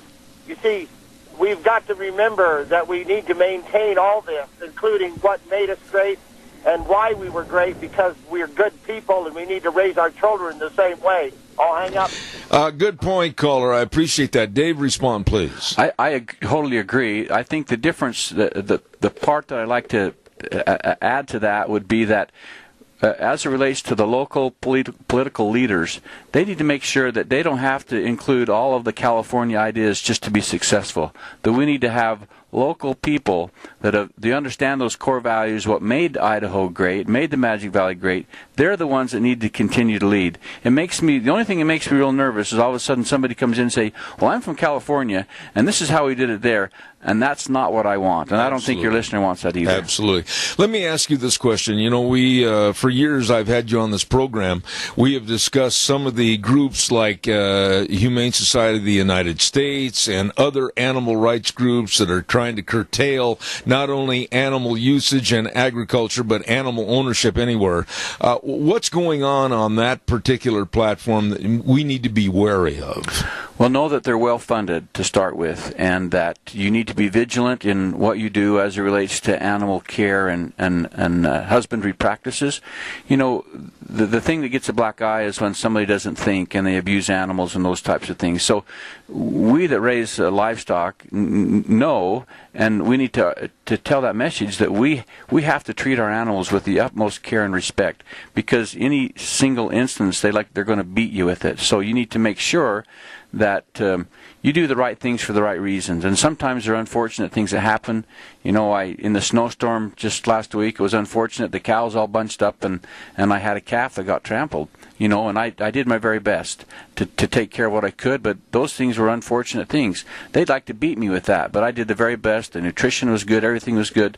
But those are unfortunate things that happen, but we don't parade that out, you know, because they'd like to beat us with it. We want to raise wholesome products that what people like. I would just like them to take that somewhere else, but you have to understand they are very, very, very well funded. Not only that, but they are very illiterate when it comes to how to manage a farm, ranch, dairy, horse operation, whatever. And here they are, the people that are literally on the outside telling you how to run your business, and you're the one that really is the animal husbandry expert. Yeah, don't ever think that they know better, because they don't. All they want at the end of the day, their message is total freedom for any animal. That means not ever used for horses to ride or harness, or for any livestock or poultry to be used for human consumption. That's their bottom line goal.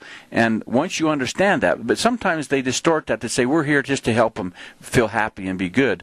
Their goal, underlying goal, is that they don't want animals used in any way, shape, or form other than to be your sweet companion. What about the ag-gag law? I mean, I need you to respond on that. I just find it very intrusive that people, again, would be coming on anyone's property unannounced or uninvited and try to create and cause a problem. Well, I think that's lost any footing in Idaho. However, we did get some strengthening in the trespass law, which helps us. So we have to be biosecure on our farm, because that means nobody can come on because of bringing pathogens and disease to our herd, and that's my livelihood. So we have no trespassing, and I'm hopeful that law can be enforced for not just for that, but for public property rights in Idaho. Absolutely.